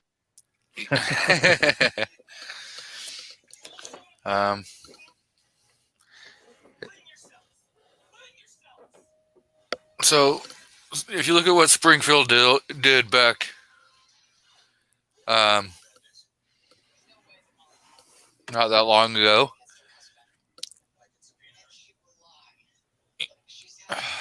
even though you hear them say, we had nothing to do with that. That was all, we didn't know that our representative, was going to go and, agree to something like that, blah, blah, blah, or even the fact is this guy who you had, doing all your bidding for your company at the state house and everything, had an office inside your headquarters using your headquarters phone number. He didn't even have his own private line. If Rick White was saying that the phone number on his business card went directly to the switchboard at Springfield, and that he was because that same guy was doing Springfield and Rock Island. So yeah, and you look at the direct link from what happened back then to what they're facing now with more restrictions. There's a direct link between it all. So yeah, my preference, I'm not going to do business with them until they can start proving that they've completely changed and they're willing to put the same amount of money they spent to profit that they're going to spend to help then protect gun owners' rights. So that's just it was Rock River. Sorry. But yeah,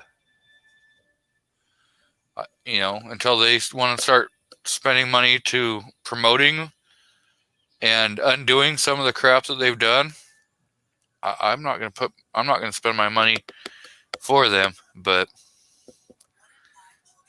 everybody has their own rights.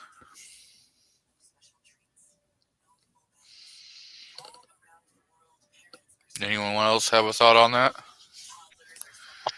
It lost me at Grip Zone. I agree. I don't own any Springfields. I don't plan on buying any, but I don't care if anybody else does.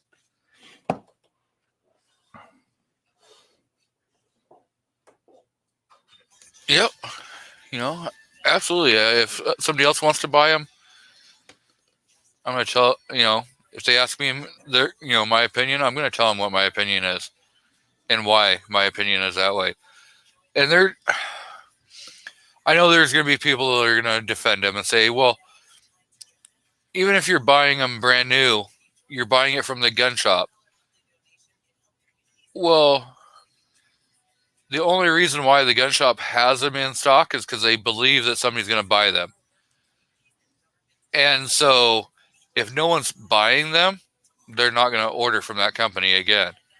If the gun shop knows that most of their people don't like them, they're not going to bring them in. And so, again, your dollar matters. So,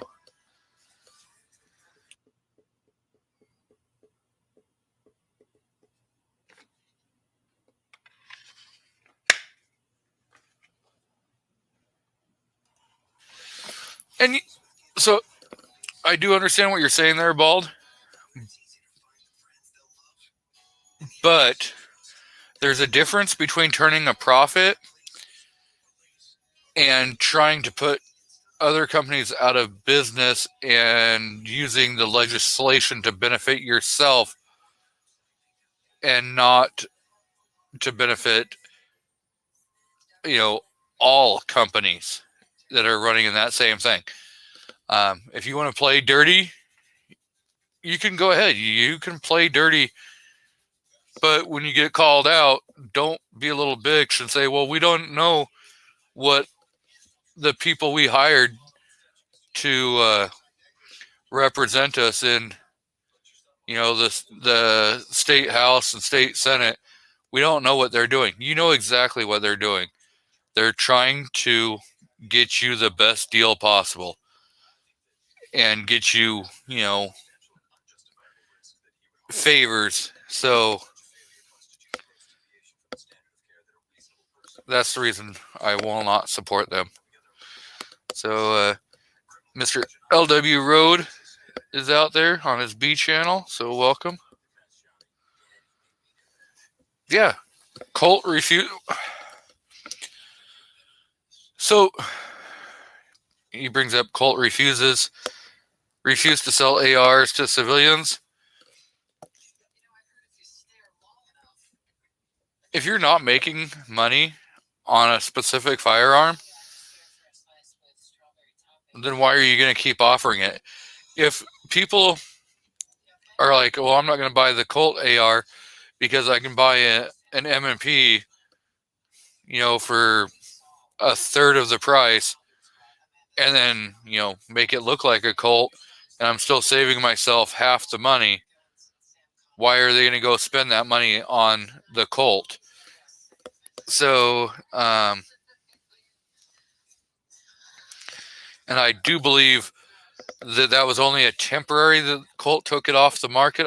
I believe that they're actually back on the market to civilians again. We'll see how long they keep them on the market. So you can't really say that it's the same situation.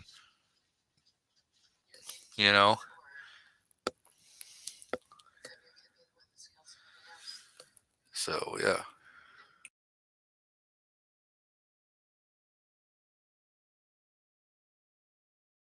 And I know people will bring up the Ruger issue.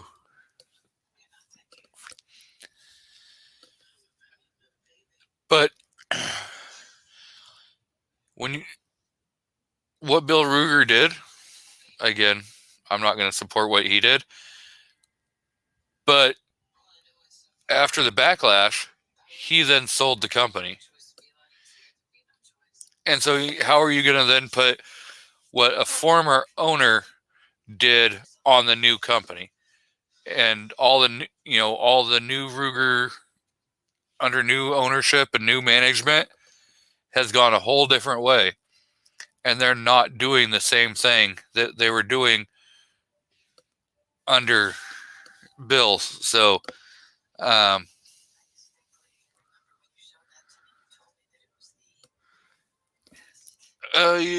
pretty sure one of the mods in the chat can pull up your Aim Small, Miss Small video and post a link to it.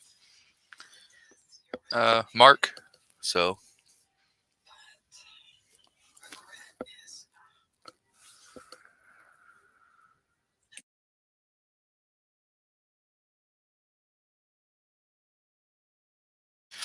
Yeah, and like Razor JB says, Colt never refused to sell. They came out and said, hey, we're not making any money. And so we're just going to stop putting them on the civilian market. So, Actually, no. The management, CEO, and stuff is still there. It's still the same owners of Springfield, so none of that has changed. That's the reason why a lot of people are still pissed off, because they're not trying to change their ways. They're still doing their undermined, dirty-handed deeds that they've been doing, and they're just not getting as much call out from your large channels because, they're getting free stuff. I was muted and I said a bunch of stuff, so let me repeat the stuff I said while I was muted. The Ruger stuff I saw is a little bit different because there was really bad legislation that he was trying to find a compromise to stop. And I don't, can't say I completely agree with it, but I understand, he wasn't trying to screw over the gun community. He's trying to save the gun community, just maybe not the right way. Yeah, and so what he said was, I think it was in California, I don't understand why people need more than 10 rounds. He never said, you should ban anything over 10 rounds. He just said, I don't understand why, but I'm going to keep making it because they can't have it. Well, never mind. I'm not going to say that. Never mind. Move along. Sorry for interrupting. No, go ahead. No, it's okay. So Gizzard says Ruger never sold the company. He retired in 2000 due to poor health and passed away in 2002. So I thought he had transferred it to one of his relatives.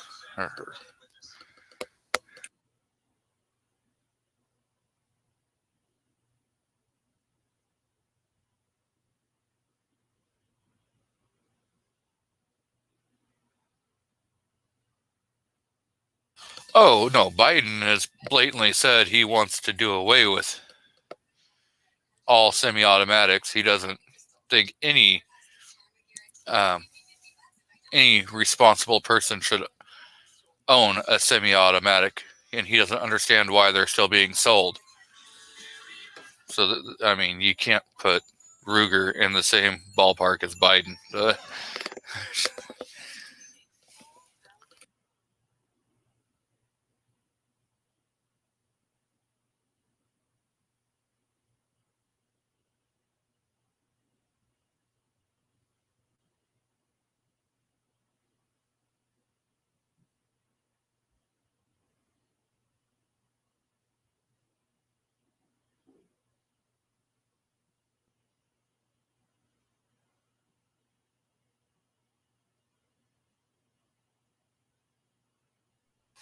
A lot of dead air.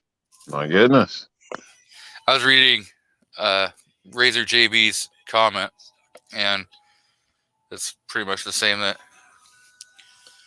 what we have all been saying is, they stopped selling to the general public because they weren't making any money, So, and they only stopped for, what, a year or two maybe? So. Colt? Yeah. It wasn't that just their AR-15s? Yeah. Because they weren't making any money on them, Because Colt wanted, what, on average, like $1,500 for their ARs? And isn't that same time the market was basically flooded with ARs, like $300, $500 ARs, something like that? So yeah, I can see that. If you're not, that's just business. You're not making money, so you don't go into business to lose money. But like you said, I think they're back selling them out to the public again or whatever. So is he saying we should look bad upon Colt because they did that? Yeah, he was saying that Colt refused to sell them to the general public. Well, I guess you could twist it to they refused. They were losing money, and so they pulled them from the market. Like, hey, the market's oversaturated, and we're just not selling them. So we're going to stop selling and focus where we can make money. You know, It's not like there wasn't 300 other companies out there with an AR for a cheaper price at that point too. So, hey, I don't know. It might be different if like they were the only licensed manufacturer. Nobody else had anything close, and they just stopped selling America's #1 rifle. But but yeah, in that situation, I mean, I don't know. I don't get how you'd be upset with them with that in that situation personally.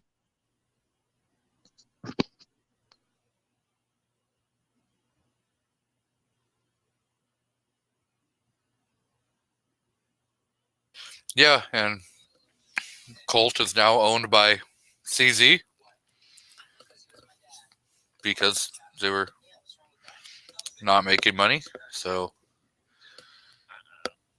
I think that sucks. It'd be nice if it was by the owners of CZ American. Probably not, right? no. Yeah, I wouldn't think so. But it'd be nice if it was like still American. Yeah, a product like that. That'd be nice. Yeah, if it went hand in hand with Colt. So that's kind of crappy, but yeah. Unfortunately, not all businesses make it. Yeah. Yep. So have a good evening, Mark. Enjoy the wife's B-Day supper. And Smeggy brings up a good point. He's like, that's like being mad at snake guns stopped being produced. You know? And now they're coming back. So now you can get the King Cobra, the Anaconda, you know, and the others. So, and then they'll be back for a while, and who knows how long they'll be back on the market. So, I don't know, but I'd be curious during that time period. Like, I'd almost be willing to bet most PXs still had a Colt up there for sale. Probably a few. You know what I mean? I don't know if that's different because it's a military base, but you'd assume. I don't know. Didn't seem like they moved a lot. I mean, I'm sure some places are different, but due to the price of them and all the choices nowadays, you know what I mean.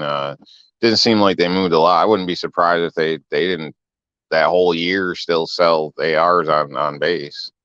I don't know. Maybe not. I don't know. But as far as Colt ARs or whatever. So, and I know that doesn't help everybody else, but Razor, I believe's a service member. So, for him, he probably still stumbled across them anyway. I don't know. Maybe.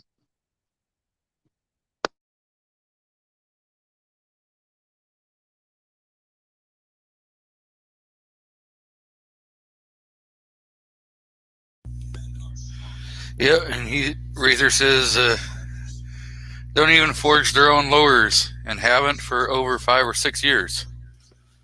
So, still wanting, at the time that they stopped selling, they still wanted, top dollar just because it had the Colt name on it. And they weren't making 100% of the gun anymore. So,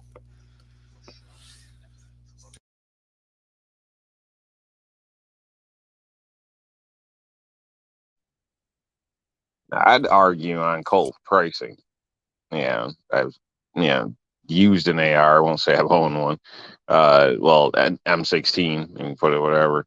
And I've also owned a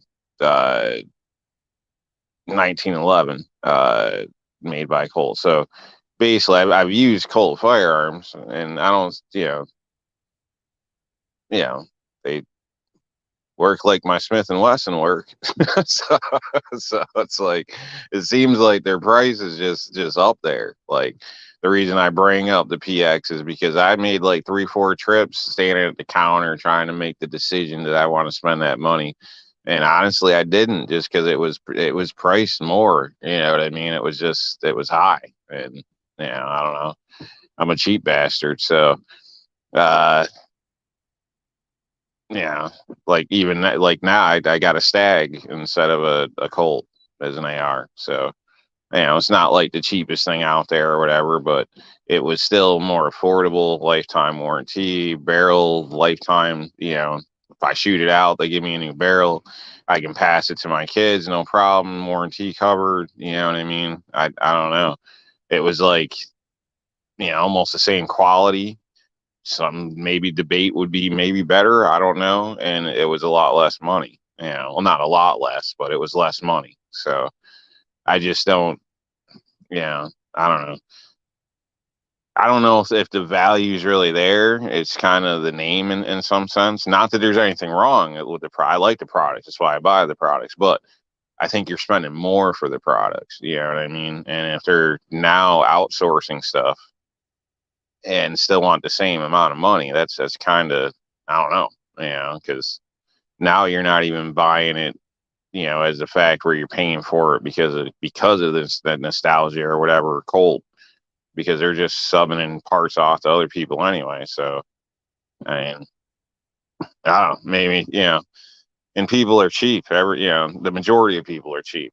Everybody acts like you're rich, but, they're all counting pennies here, according to the numbers statistically. So when you look at it like that, you can understand them. Their sales not doing great or whatnot in some senses. At least I could understand it, but this is all just my opinion. So maybe I'm way off.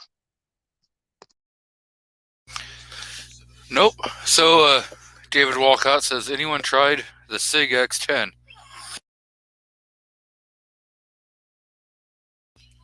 I have not. I do know that LW Road has a great series where he's comparing the SIG X10 with like the Glock 20, the M&P 2.0, and I believe he did the Springfield XDM 10, where he compared all of them. So the M&P didn't win. He's purely biased. Purely. I mean, yeah. So I would suggest, if you're really interested in any of those 10 mils, go check out that entire series that he did. He put out a lot of great information and why he ended up choosing what he ended up choosing. So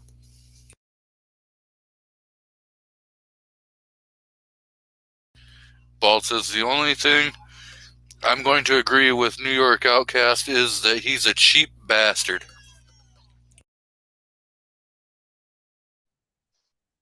yeah, but I still buy my lady flowers.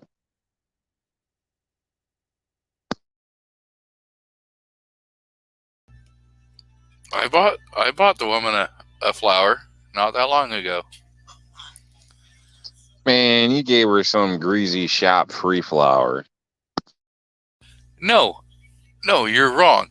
I paid $40 for the flower, and I got a free oil change.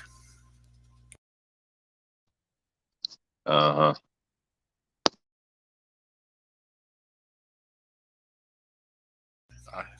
That's my story, and I'm sticking to it. So Tell about the wonderful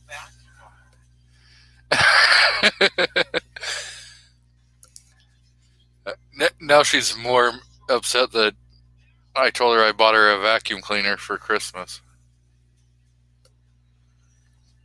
Ouch. Are you like trying to get divorced? Well, the funny thing is I do. I did get a new vacuum to review, so there will be a review video on that coming soon.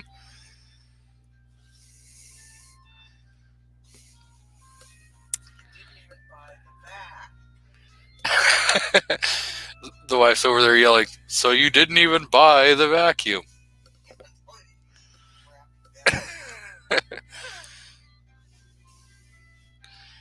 Hey, you should be happy you got a brand new free vacuum. Most people would die for a free vacuum. Die for it? I don't know. A good vacuum's good, but is it to die for? I don't know. Yeah. And I'm sure he just stumbled across this probably in a food plaza somewhere and thought it was free. So it doesn't shock me that he didn't buy it.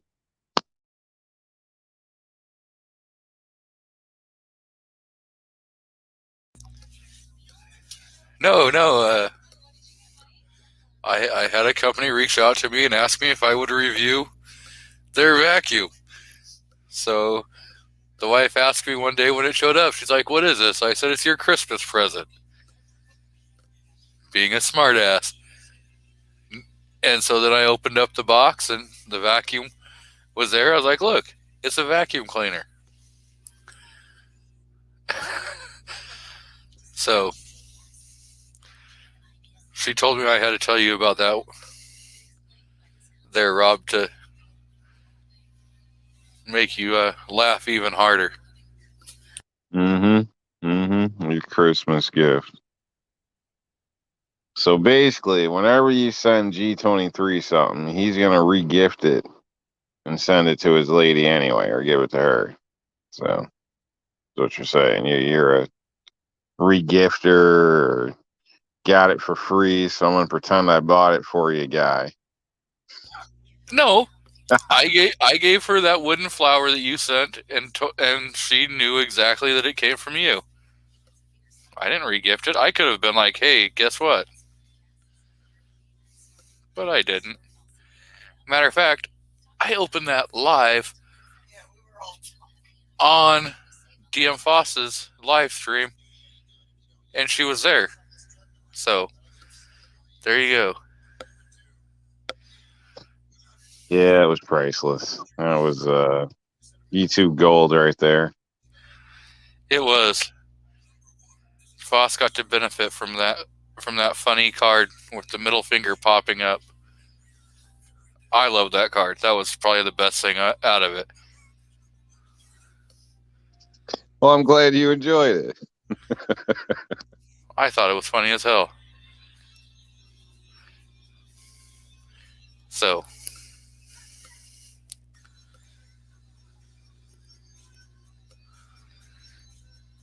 you know.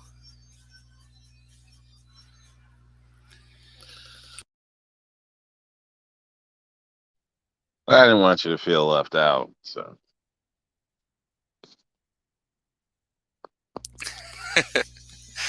Well, I'm glad you thought of me. I really am.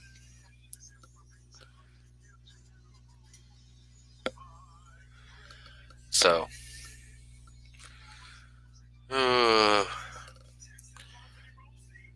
don't know. I think I'm out of topics.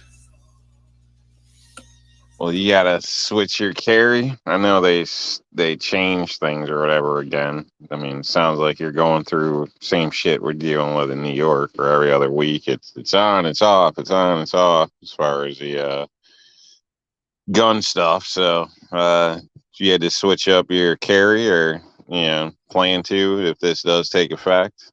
No. Okay. So we've kind of talked about this. The federal drugs out of Portland was like, nope, the 10-round mag is going to go through. That can go through. And I'm only going to give a 30-day stay on the having to have a permit to purchase. But a district judge out of Harney County, like a couple hours later that same day, ruled that all of Measure 114 was unconstitutional and that he was going to put a temporary stay on it until the 13th when they could have another hearing. And the state was like, oh, no, you can't do that. We're going to appeal this to the state Supreme Court.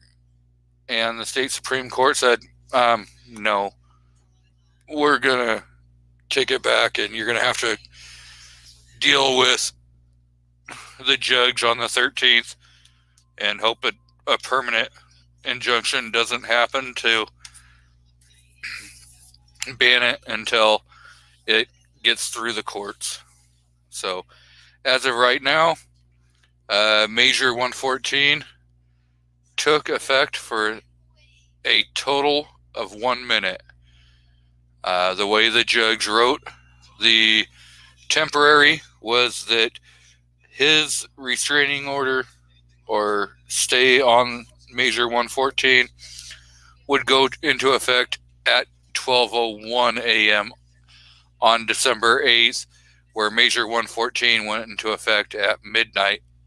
So they were able to enforce it for an entire 1 minute before it got banned again.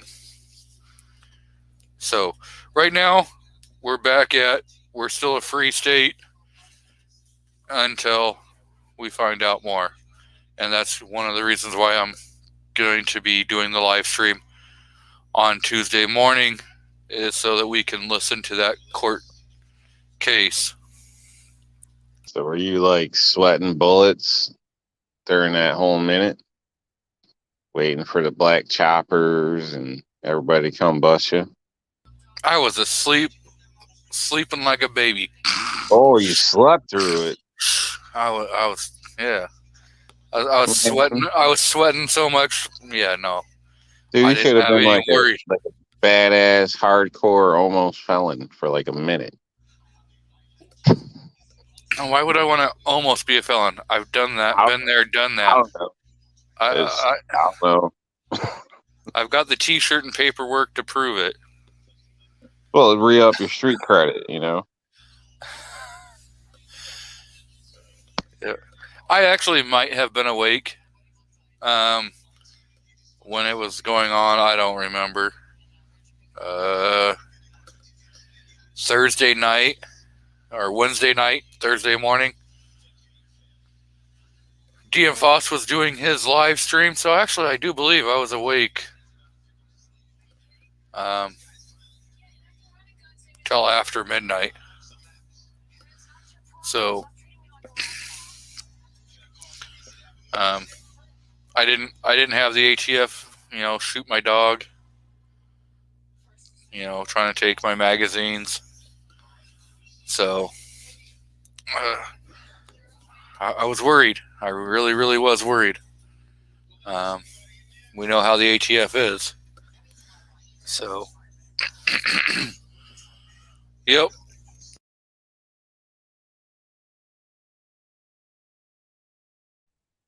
I heard if you make the right political donations, they'll leave you alone. I heard if you let your dog piss on a cop's foot that you catch an extra felony. Oh, wait. That's true. It happens.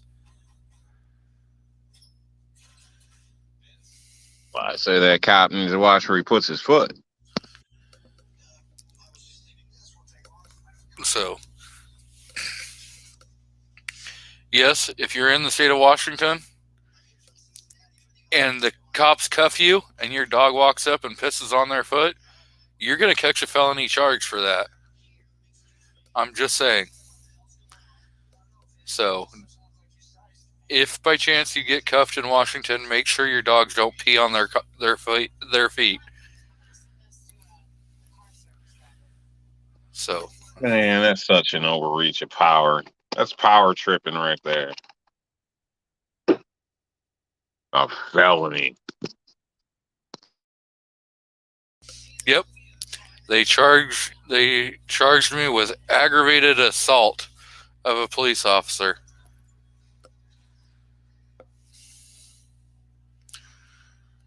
So it's funny.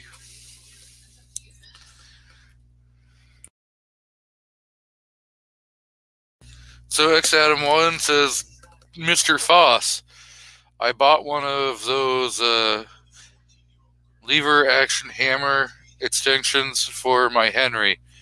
Think I might get one for all of them. Why didn't you tell me those things existed? Bad internet friends. Discovery is one of the pleasures of life. So, I wanted you to find it on your own and get the enjoyment of it.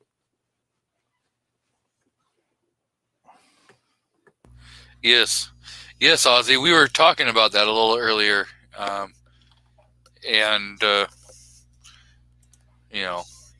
reason why Illinois is so emboldened to try telling Oregon to hold my beer is because Springfield helped them all those years ago. So, no. X Adam, my dog was not charged with a felony. They placed that on me, and they let my dog go free. And I no longer have that pup. He has passed away. He was a good dog. He was a 120-pound brindle pit and rot mix, 2.5% body fat. He was a good boy.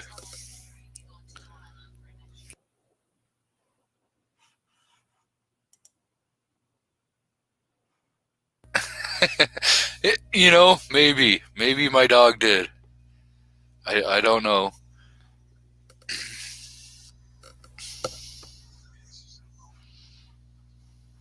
I think that's a bunch of crap, man. Personally, that you're even, I guess, your dog attacking somebody. I've seen them where they, you've got a violent dog or whatever, or this or that. But I mean, a dog peeing on somebody, that's, obviously it's not a cool thing, but it happens. Shit, I got a neighbor's dog that gets so excited it'll piss on you if you're not careful. But it's not a felony. Like, what the hell? It might be a unwritten violation, but it doesn't. I don't understand where you're coming up with a felony charge. Like, that's just some straight power trip, man. That's crazy. I can't even believe something like that would even hold. Like, how do you control your dog's bladder? I mean, were you training your dog for this? I mean, did you abuse your dog? I mean, do you have some code word to make him piss on demand? I mean, what? I don't understand this shit. It's a separate being. Like, so I was a kid. I was a juvenile, and the cop showed up. Placed me in cuffs. Waited for my mom to get back before he was able to take me out of the house. And my dog walked up and hiked his leg and pissed on his foot. Did your mom get you this dog? No. Oh, okay. I was going to say, she might need to go into prison over that. I mean, I'm just checking. So.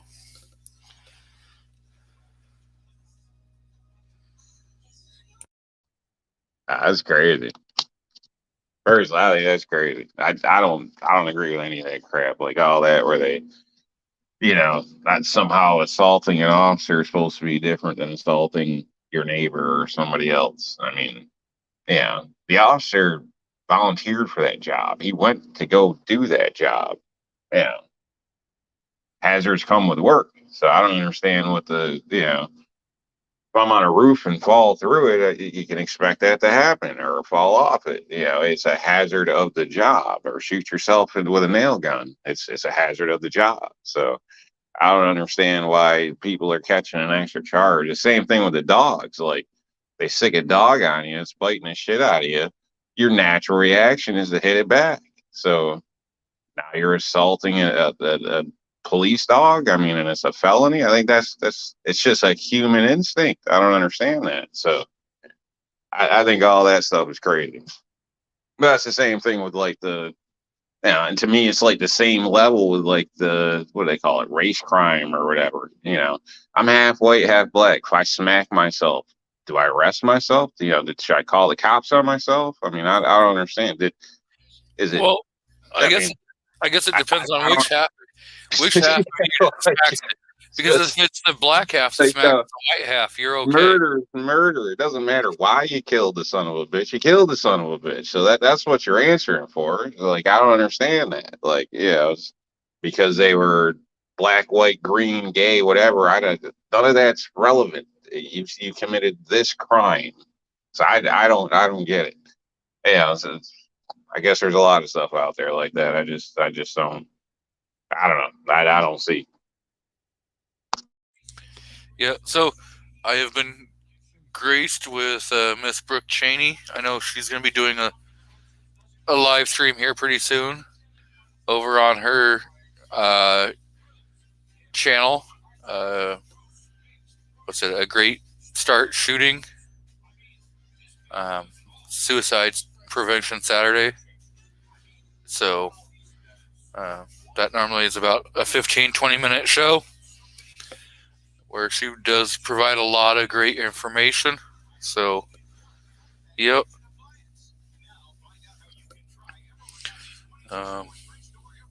Yeah, X Adam, I can tell you one thing.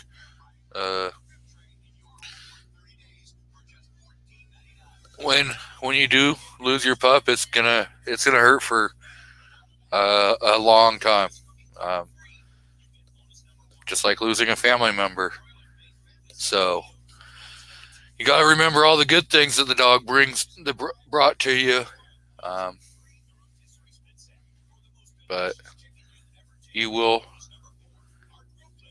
cry for a while because you did lose, your best friend. That dog has been by your side for 16 years. That's quite a long time. 14,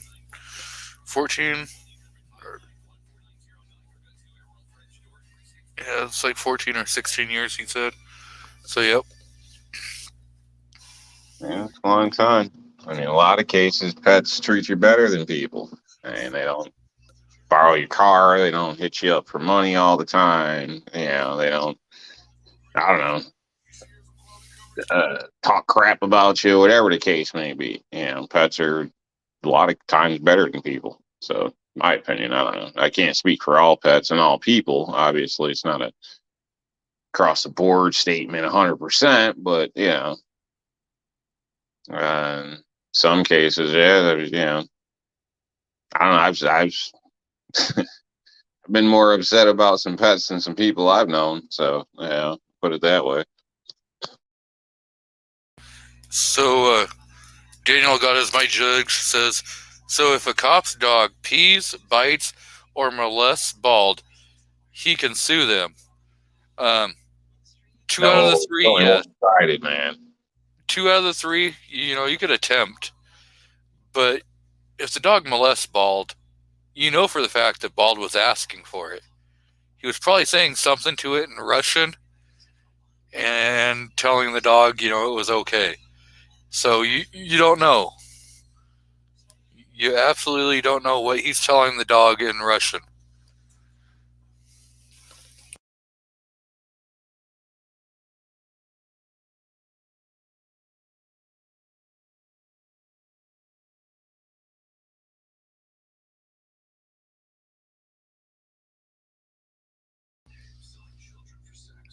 So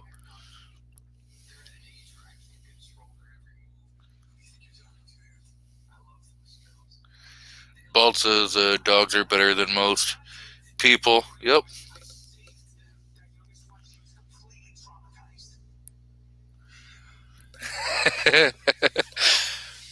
Bald says, thank God I'm not Russian, you West Coast Glocker.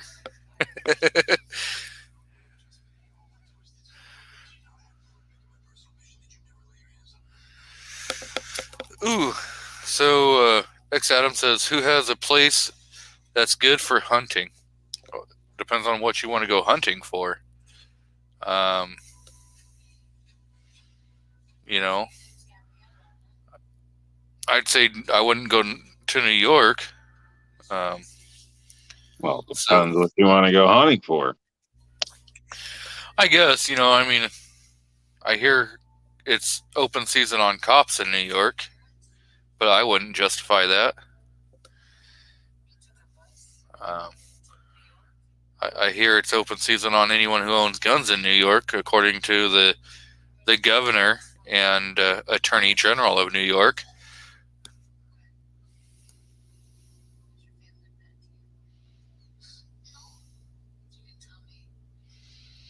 So,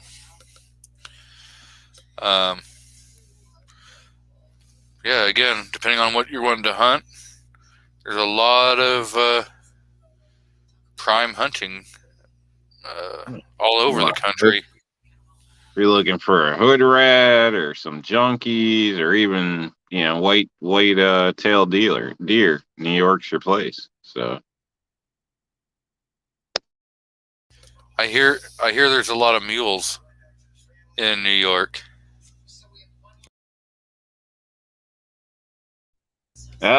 maybe. I'd assume you're gonna find those near your travel center bathrooms. But I'm not 100% sure.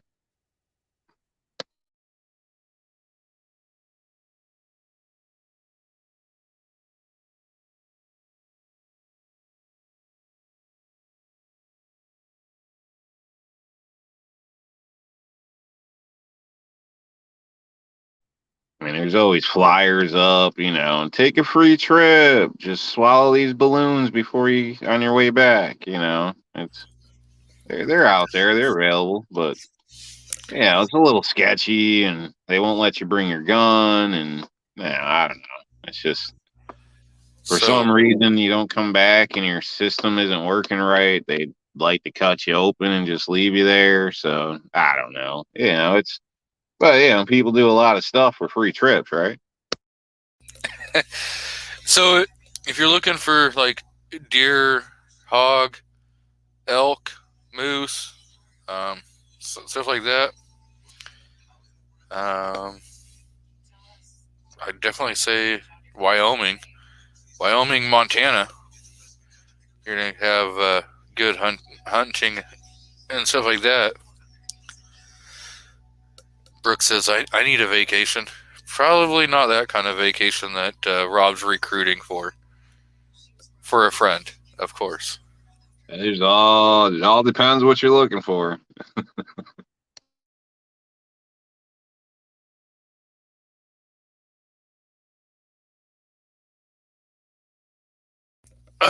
So, do we have any other topics we want to talk about, or do we want to close this down? Because I have definitely run out of anything, and I'm gonna try to save some energy for Tuesday morning so I can be yelling and screaming at the damn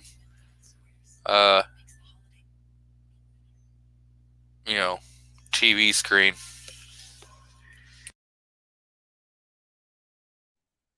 I don't have anything, at least nothing serious anyway. I mean, I'd advise you not even to bother watching that, because you're just going to get all pissed off and worked up. And what's the point in life just to be pissed off and worked up? So,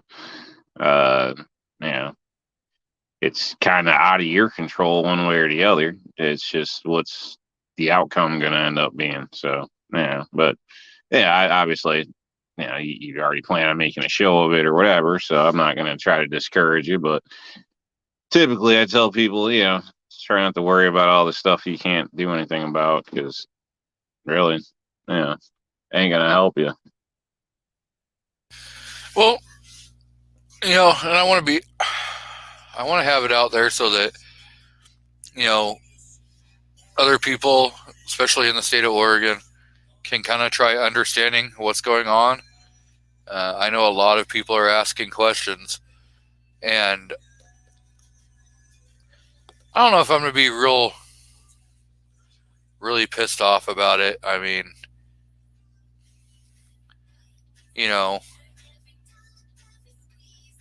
we know that it's not going to be over on Tuesday, so this isn't, it's going to end and we all can wake up from this horrible nightmare and, you know, everything will be resolved and we'll be able to do whatever the hell we want in the United States. It's not going to, So we just got to keep moving forward, keep pushing back, and, keep fighting to keep our rights and keep fighting to take back the rights that we have, lost before. So definitely something we got to keep going with, or we got to, shut our mouths and be like, yes, massa, we will comply. You just got to pick what side of the road you want to be on. So, Rob D, you got anything you want to say or plug before we get out of here? Sure. Moral and legal are two different things.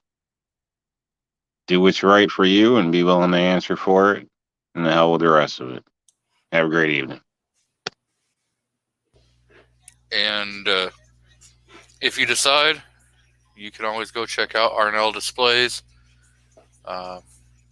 They do offer some pretty good products. So I know you can use code G23 to save you some money, something like 15%. Gizzard Gary, Travis P11, Chris from the 740. I'm pretty sure there's probably like 15 other different discount codes out there, but thank you guys. And Mr. Foss, you want to plug anything before we get out of here? You got a show coming up tonight? No.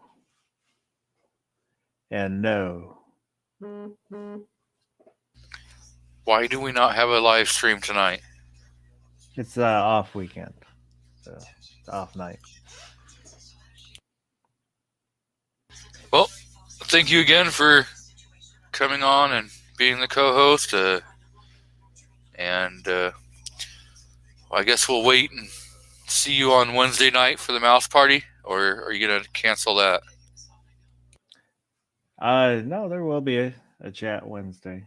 RNL Displays, use promo code NEKED. Rob will send you a picture of his hot dog. There's a link for RNL Displays out in